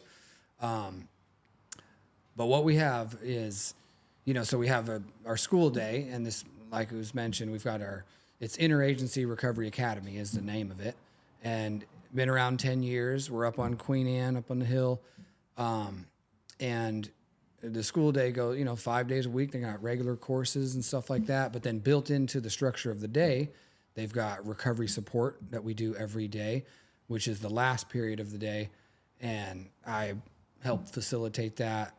But it's very student-led, right? We're talking about all the things. We're talking about sobriety milestones. We're talking about, probably most importantly, what are you going to do the rest of the day, which leads into a lot of what the kids are going to do, right? Because you get out at 3:00, and the kids nowadays, right, they're up past this hour, right? They're going to be up till, hopefully they go to bed at midnight, right? That's a cross your fingers, right? Yeah. As you can attest to, they just like to stay up late, right? So that's a whole, what are we talking, 9 hours or so? If you're even going to be, however, 8, 9, 10 hours, you're going to be out maybe in the world. What are you going to do during that time? What kind of structure do you have to fill out the rest of your day? Because you may come across those very temptations. You can't stay in the recovery high school all this, for that whole time. Right. So they leave, and we also seen in other parts of the country this idea of what Bridges is. It's an alternative peer group, acronym APG. Alternative peer groups have also been around for, I think, 20, 30 years in other parts of the country, and they're, the way I'd simply put, it's an after-school boys and girls club for kids in recovery, right? Like you've got 4 days a week, this young man and another counselor with the support of some additional staff and a director, they're going to go take these kids to have fun. Yeah. That's probably the main thing, right? Like it's have fun and structure, like, and sometimes it's just kicking it, lounging at the spot, at the building, at the kind of headquarters or whatever, the center, where they got a pool table and they got snacks and stuff like that. But they're together, and then they're going to go from there, offshoot, and maybe go. Now that the weather's nice, they're going to Green Lake. It's right near there, right? They're going to go to. Aiden takes them to do all kind of cool stuff, which you can talk to. What else would you say about? I mean, this? we're going to Orcas Island like this year. Yeah. We're taking them camping, boating, like all the things, to the skate park. You know what I mean? Just like creating that attraction piece that maybe their life didn't have before, when in those next 9 hours, it's going to be smoking or drinking or doing whatever you're going to do in those next 9 hours normally is now filled with like stuff that I wish I would have been doing, That's right. Like the whole entire time I was going through high school. So, and it's also like things that are like they may never have experienced, like pottery. I know it's one of them. Oh yeah, you're doing pottery and like you're doing things that like you've never been introduced to. Yep, new things, and they're saying yes to it. Hey, so you got this peer support group, and like again, like adding to the absolute like what Like, you got recovery high school, and then you build in a support group, and then you explain, like, yeah, because they're going to have like 8 hours to like figure it out. And you think you're going to, they're going to, a 16-year-old is going to make really good decisions for 8 hours of after school time. That's usually when things go haywire. And so giving them that opportunity to go and experience these beautiful things that they normally wouldn't, that was a vision of yours. And this is how Bridges started. Yeah, I mean, really how Bridges started, though, to give credit where due, is like a parent, Michelle, I'm sure she wouldn't mind me mentioning her name, but a very gung-ho parent of a former student. We were on a field trip with the school one day, and I told her about this idea of an alternative peer group that was taking place in other parts of the country. I didn't know who I was talking to. I didn't know I was talking to a go-getter, right? Just like you said on this podcast, you don't know who you're going to reach. I didn't realize a month later she was going to be pulling strings, and we're getting one here type thing. It just happened to be that was the right time at the Pacific Science Center that day that I, on that field trip, mentioned to her, and she really was like the catalyst for getting this done. She wanted to, her kid went to the school at the time, right? And so she got a vested interest in which wants to build out these supports for her own child, right, and others, and she did with the help of myself and Hannah. Was a huge. I mean, we were really people that helped to get it started, and she was really I really give her the credit. Michelle was really the founder. I was just happy to be along for the ride and we're already busy enough, so I was just happy to see this come to fruition, and to go back to what it looks like, and because it flows. A lot of the students at the school, at this point, almost all the students at the school have either they currently participate in Bridges in the after school program, or they previously did, right? But maybe they're now a little further along. And this is what epitomizes the culture at the recovery school and this is what I'd never encountered before in my career, right? Is that if you got kids, that come in, we'll say as sophomore or oftentimes further along junior, but they're very credit deficient, they're going to be there for a while. Right. As long as they continue to, say, I want to stay here, I want to continue to pursue sobriety, you're going to be there for a couple of years. Well, guess what happens in the course of a couple of years? They become leaders. Mm-hmm. They become leaders. They become proud of it because their lives transform. And all of a sudden, especially with all of the involvement that they've had and been supported in the community, where they're running into, people that they look up to, other young adults in the recovery community that they've gotten exposed to. Now they are coming back, and they're that. Now the freshmen and sophomores, that are coming in are looking up to the seniors, but it's all about the sobriety is the cool thing, not the other way, not the opposite, which is how it was. That was my experience in some other educational settings, or at least that's what I looked to. Right. Right. That's what I found to be attractive for whatever reason. And here, that is what is unique about a recovery school and an APG is that you have kids where what is different than your traditional form of treatment is that you're holding on to kids and not holding them like it's fully voluntary. They're choosing to stay, but they are there for years. And people transform, especially adolescents, even more than adults, because it's just like a kid, learning Spanish way quicker than I'm still trying to learn. That's still one of my bucket list things I'm trying to do, right? Oh, man, but how kids pick it up that much quicker. Yeah. The same is true in this community where we're seeing, they make it attractive for one another, and they build out their social group, right? And we, into the evenings and the weekends and the stuff that we've been able to do. And when I returning to saying my life is normal in a good way. I no longer aspire to having a normal life. That's not what I want at all. I want an awesome life. I want a life that's beyond. I want a life that's better than the one that normal people are living, right? And not in a competitive way, but I feel like I have that. I don't just have a great life, and I get to be around young people that are in recovery every day, and get paid to do it. And my and I get paid enough for my family, like you're talking about. For somebody like me, the reason why I'm talking about money is important is because for me, being financially stable was a dream that looked very much like from the inside of a jail cell was not a very realistic one. And all I wanted to do was make $15 an hour and just stay out the way and just keep my head under the radar and just stop breaking my mom and sister's heart, right? And now, because of recovery, because of the school, because of things like this that are, hopefully that they expand opportunities. I help to run that school. I run the recovery program there. I'm the counselor, meeting with students all day. Aiden now does that version of that at the after school program, right? And they look up to him, and as well they should. And he's paving the way for more students to do that, and then to follow alongside him, and then eventually take my place. And my dream that we have, at least one recovery school in every county would be a start. That's just a bare minimum, but really you need one in every district. You need something like that in every district. They're relatively small, right? Like, hopefully they grow bigger and bigger. And what I want to say, because everybody's going to wonder about this, I always wonder, well, how does it work? Like, what do you do if somebody relapses, right? And what we do, before I even say, what do we do? Because I don't want to say, it's more important from the participants, right? Like you. Yeah. I feel like the thing is like just the same as it's,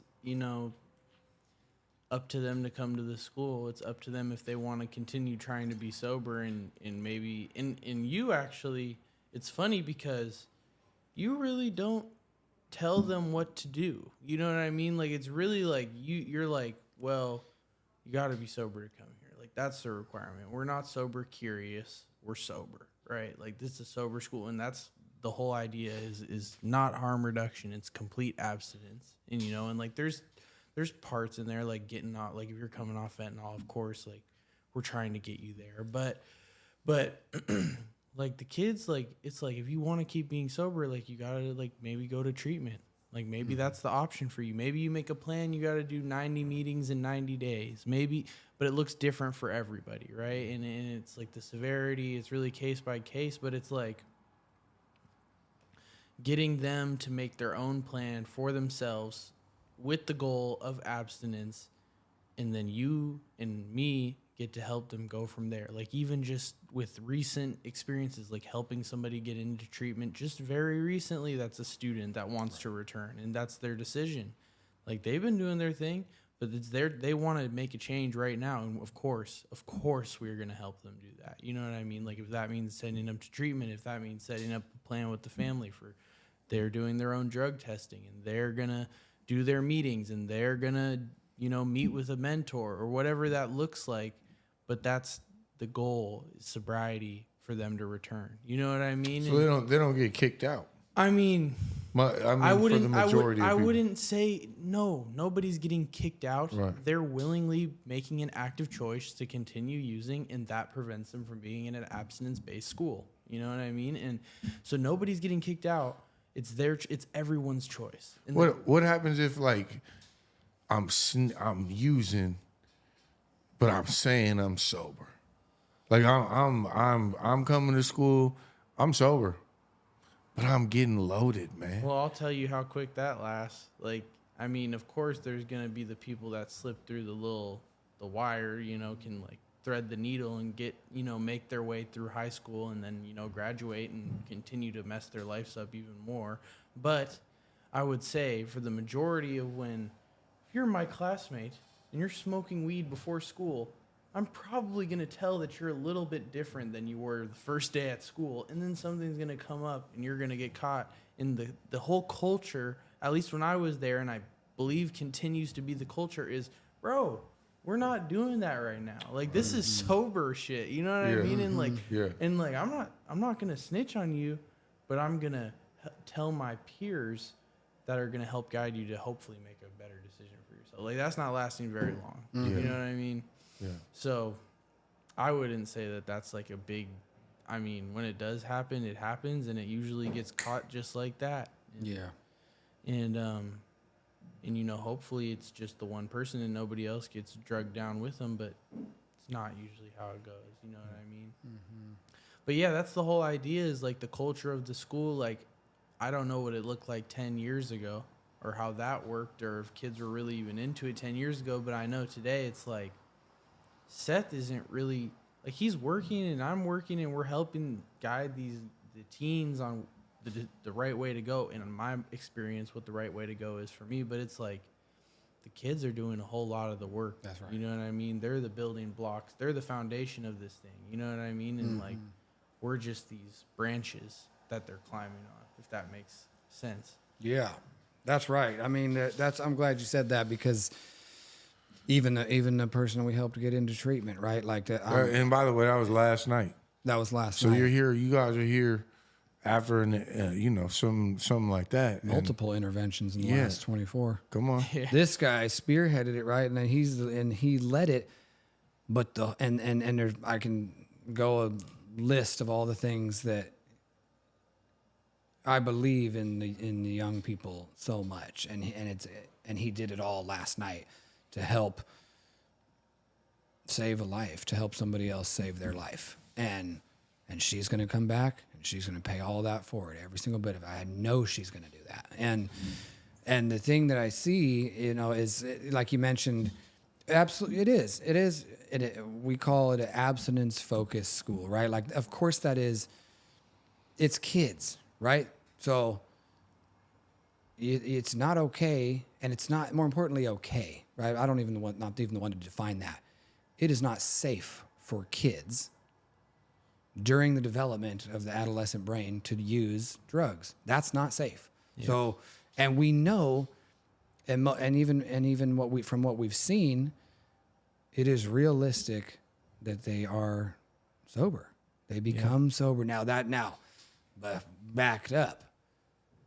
We are, in my opinion, and I can explain exactly why, we are abstinence, we are harm reduction, we are prevention, right? Because every single day, everything we just did yesterday was harm reduction strategies within this environment, right? Yep.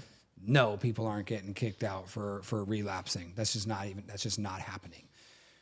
What we are trying to determine, however, is, yes, if case in point, take Seth, myself at 16 years of age, and I come back, and it's one thing to relapse. It's one thing to have even a couple or whatever and try to get back on. Mm-hmm. And it's another thing to lie about it and then try to offer my friend here, to come to smoke with me, right? 100%. Like now I'm putting somebody else in danger. We have to have a different response about that, right? We have to. I mean, it's fentanyl today. And it's fentanyl today, right? Like it is what we look for in those situations is a safety. What is the safety threat to the individual, to the community, and always what it is if somebody goes back, we're determining, is this a relapse or is this a return to active use? And if so, okay, we get it. We believe in the disease model of addiction, and though you don't need to believe in that, right? You don't need to identify as anything that you've committed to being sober at this time in your life. And if you choose to self-identify as an alcoholic or an addict, as myself and people that I know, yourselves, have reclaimed that identity, so that's not a shameful thing. That's something that we're proud of, right? Yep. Like, and so the youth, there are plenty of youth that also identify as that, and that's something that they're proud of. And some people, that's not helpful, and it becomes a self-fulfilling prophecy to say, or it becomes justification for behavior, so to speak, right? But always what happens is if somebody does return to, and this happens, regularly, right? Like somebody relapses, experiences a slip or whatever you want to call it. If you return to active use, we're going to help facilitate getting you into a higher level of care so that we can keep the community safe and that you can return to it upon completion, whether that be, in an outpatient setting, a partial hospitalization setting, or a fully residential inpatient setting, right? Like, and that's really up to them too. And that's also really up to them too. As much as we can have the talks and hopes and what we think is good and what we want them to do and can envision, we don't know. Like they have autonomy, right, in this setting, and as Aiden said, they are the ones changing lives, and the ripple effect. As I said, we have had several hundred students, but the thousands of lives that they've then touched, just like any little recovery center, recovery cafe, Cherry Fellowship Hall, an Alano Club. How many lives has that touched, right? This little hub, right? How many people has that touched? That's the school has been that way, right? We have guests and visitors come all the time. There's, sometimes people want to know, well, how do you know when a kid's ready? You don't know when a kid's ready. And maybe if they tell you, but I'll tell you when a kid won't know if they're ready to make a change until they get exposed to other young people that are sober. And now it becomes realistic, because before that it's just a thought. It's just a fantasy that doesn't sound realistic at all, right? Why? Because it's still going back to that, just say no. Well, like I said before, what am I saying yes to? Mm-hmm. I'm more interested in what you're saying yes to than what you're saying no to, because you say yes to this path, you say yes to this community, and all of a sudden that's the byproduct is the no, right? Yeah. Like that's kind of how I would characterize that. Well, when I reflect on like my own story and when I'm thinking about yours is like the polar like how many people do you think you ever made a ripple impact on in use versus now? You know what I mean? Like think about that for a second. Like I'm here because of something you gave me. You know what I mean? Like you saw me. You saw what I could do. And then now I'm able to like just think about that for a minute. And what like and then we come back to what harm is this podcast doing? You know what I mean? When you think about that, like it's just so many. We did all this for so long with no ripple effect, maybe a negative ripple effect, like harming people and causing continuous harm. But now it's like, look at like there's a school, there's bridges, there's alumni now carrying on to help more and more youth, and it's just like expanding. You know what I mean? And so that's something I think about a lot, and something that like on your part, bro, like it's insane. Like the things that you've done, and that's why you're like a legend on the podcast in itself. You know what I mean? Like you got to think about that for a minute. Like we're like to really touch on your story. You know what I mean? I appreciate that. Yeah. Yeah, I think. I mean,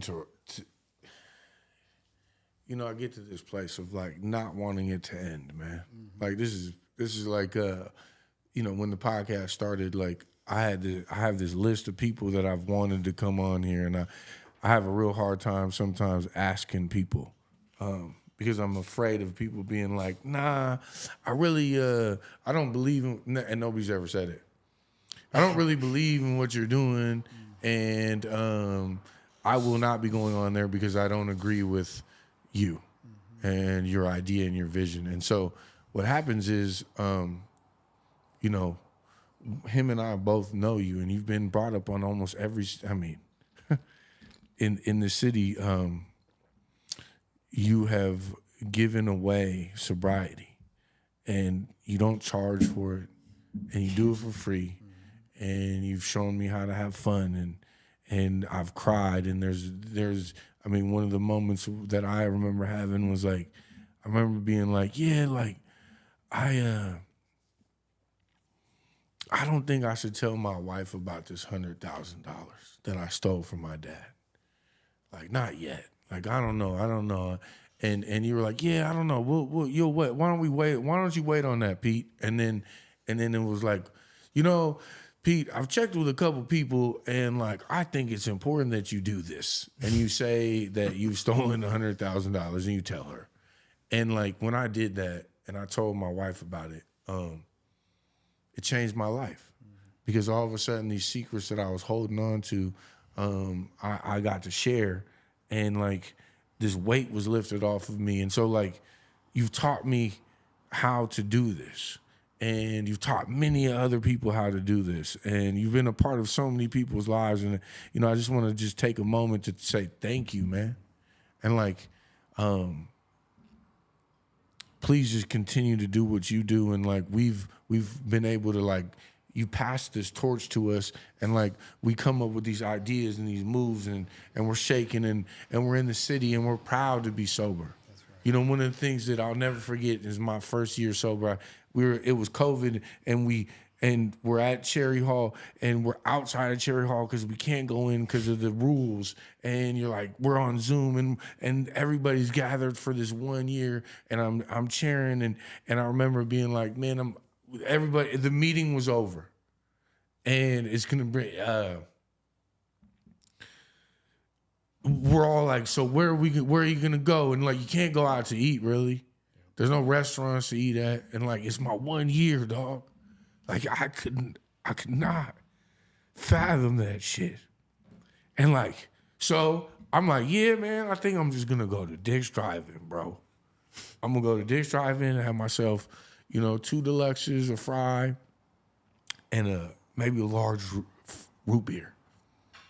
And like, I remember just being in line and just being so, I'm so proud of myself. And I remember I look in the window, and I see a reflection, and it's you, and you're like, yeah, what's up, Pete? And I'm like, what are you doing here? And you're like, man, you know what, Pete, I wouldn't miss this for the world. This might be the only time that you ever have a year. And like, I gotta be here for that. Fuck. I gotta be here to celebrate that. And like, you've taught me how to celebrate people's milestones. You've taught me how to bring people along, and like, we roll together, and sobriety's like, that shit's cool to me. I wear that shit on my sleeve. We started a podcast talking about it and getting, I'm not saying we're fighting against the cats that are using.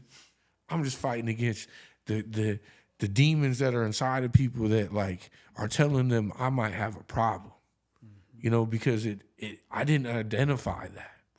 I was only dreaming, like I would be like, I think I have a problem, but I'm gonna try again tomorrow to not have this problem. Mm-hmm.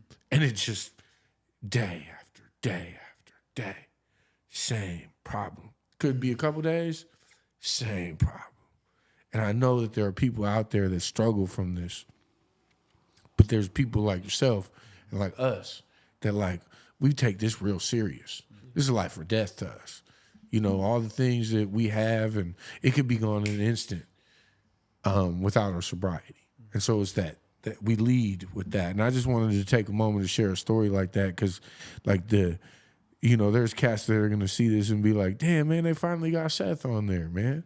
Like, it's a big deal for us to have you here to tell your story. And we just want to say thank you, and we really appreciate you being here. And on that note, like, all right, so there are some cats out here, people, youngsters, oldsters, whatever.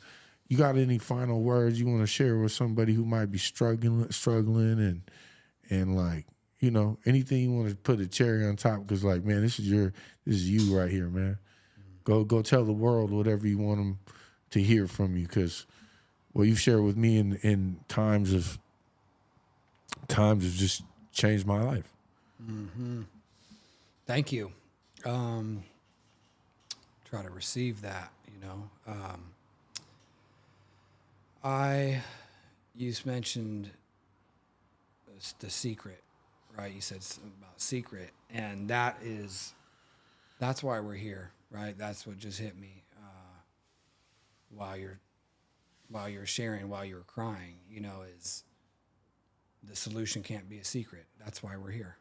That's why that's my understanding. That's my belief. That's my belief and my perception of your vision about why we have this here. Because that happens. The solution cannot be a secret or people will die. Mm-hmm. The recovery school cannot be a secret. We've been around 10 years. The amount of outreach, we have an extraordinary outreach worker, our outreach coordinator, whose name's Jessica, and she's just absolutely killing it. She's amazing. She's been doing it for several years, and myself and the students, and Aiden's a walking outreach right, like ambassador, and all this time, you know what? Today, I heard somebody say, I don't know that the recovery school, I never knew that existed. right? The solutions cannot be a secret. What I want people to know too is that these meetings that we talk about, first of all, for young people, they say meetings. The meeting is also like the grounding meetup spot, and then it's like, what do we do after that, right? Let's get centered. Let's get grounded. Let's focus on sobriety. As long as we're on top of that, now let's go have fun for the next 4 hours, 100%. right? And that's not just young people. That's us. That's us too. Staying outside of meetings that ended at 9 p.m. till 1 in the morning. And furthermore, you know, I remember coming into a meeting, and back in the day, I had all these slips I needed to get signed, because that was probably the best thing the courts could have done for me, actually, is tell me to go mandate that I go to meetings, which I think is probably controversial to some, right? Like, but I remember this guy who looked very different than me, and I was always kind of attracted to people. I'm deep self-loathing, so I'm like kind of enthralled by people that are. This guy's wearing a cowboy hat, has frizzy hair, kind of look, I don't even know, a skinny, the Big Lebowski or something like that. And he's standing in a meeting, sharing, and I walk in late. I'm just trying to get my slip signed here, and I ran out of colored pens, and I don't have somebody else to sign the slip for me.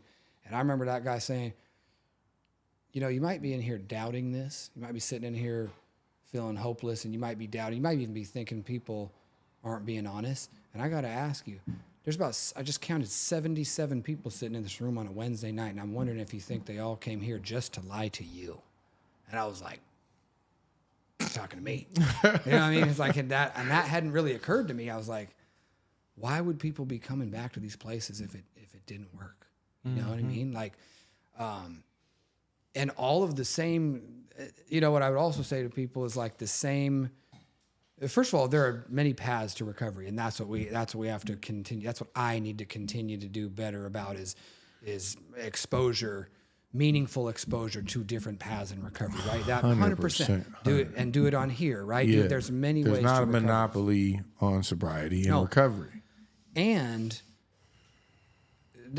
if there's a community that already exists, have we meaningfully created opportunities for people to access it beyond the stigma and the preconceived ideas that they have about it, right? Because guess what? That same person that's going to sit down in a meeting and look at some steps on the wall and think, you said not religious, that looks some type of way. They're going to, guess what?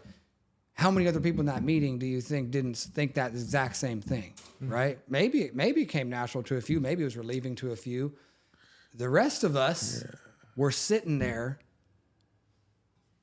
and like I said, suicidal. That's a big part of my story. Looking at the steps on the wall, thinking, man, if I wasn't worried then, I'm really worried now. Because you want to tell me, with all the problems I'm looking at, that's my solution. Right. But somehow, the surrender to that and and all of the things that you think aren't going to work in this community, in any given recovery community, that you're waffling back and forth on, should I go? And you got the angel devil going on, right? Like we all thought that, and we all had to go through our own form of surrender to say, whatever I think about this that's not what time it is anymore. I'm out of my best ideas. Look around. These people here are saying this really works, and they don't want to miss out on it working for you. That's what I'd say. Just give it a shot. You never know. Contempt prior. Yeah, you don't know what could happen. Like you're not going to want to miss this life. And I will say for sure, to not mince words or have a confusing message. It's hard in the beginning. It should be hard in the beginning. Nothing that is great is not hard, or anything worth doing is hard, whatever I want to say. It will get easier. Of course it will get easier. It will. And not that my life is easy now. I have a wife. She's in recovery. I have 2 children. I have a huge community. I have multiple jobs, tons of responsibilities, But when I say easy, I mean clear. I mean, I haven't had a desire to use for years because it's just clear. Like this is when we're running an intervention last night at 10 p.m. Like it's so much bigger than us, right? Yeah. Like, I just want to be around now. And don't get me wrong, I'm still selfish. I want a great life. I want a great life for my family and kids. I want to travel the world, and I'm going to do that, right? But more importantly than that is what we were doing tonight, what we were doing last night, because I want to be around to see that happen for others because I've already got to experience. Like I'm already, like eventually I stopped saying, when we started saying the serenity prayer, all of a sudden it clicked, and I just, instead of saying I started saying we, because it isn't really about me anymore. It's really, and that's amazing. Like that, it's about the next generation coming up. You know what I mean? Like it's your time, right? Like and you're already kind of like, you're already passing it, right? Like that's what matters. If we, and the more people that just, it's about exposure, right? Like how can we create meaningful opportunities? The best thing that I've done in my whole life is listen to somebody that's struggling and think about who to connect them to. Mm-hmm. That's it. That's my gift. And because that's all my mind does is that girl needs to meet Shervon, Carrie, Delbert, the leaders. Like that's it right there. And you can't imagine not helping to create that opportunity for somebody. You know what I mean? Like that's why the meetings right now. Like that's why and they're fun, right? Like I go to meetings now because my friends are there. It's fun. Yep. And to help the newcomer. You know what I mean? So I love this way of life. I have my sober date tatted on my wrist. People say that could be, don't jinx it. I always say, if I go back out, I will have much larger concerns than some ink on my wrist. I'm very aware of that. So I'm honored to be here. I believe in what you guys are doing. I believe in it. I believe in you. I have a wife that believes in me. And I have students that celebrate and believe in me, and past and present, that have, sober or not now, that have done service, that have changed the lives and changed the recovery community in this city. I'm just grateful to be a part of it. So thank you. Thank you. Thanks, Seth. And that will conclude our episode this evening. And again, thanks for coming through, man. It's been a dream come true for us. And Fredo back there, man, we really appreciate you. Yeah, come on, Fredo. Color Studios, Pioneer Square, where we get down. Yeah, man, it's it's just been a pleasure. So thanks a lot, everybody. Have a good night, and yeah. All right. Let's go.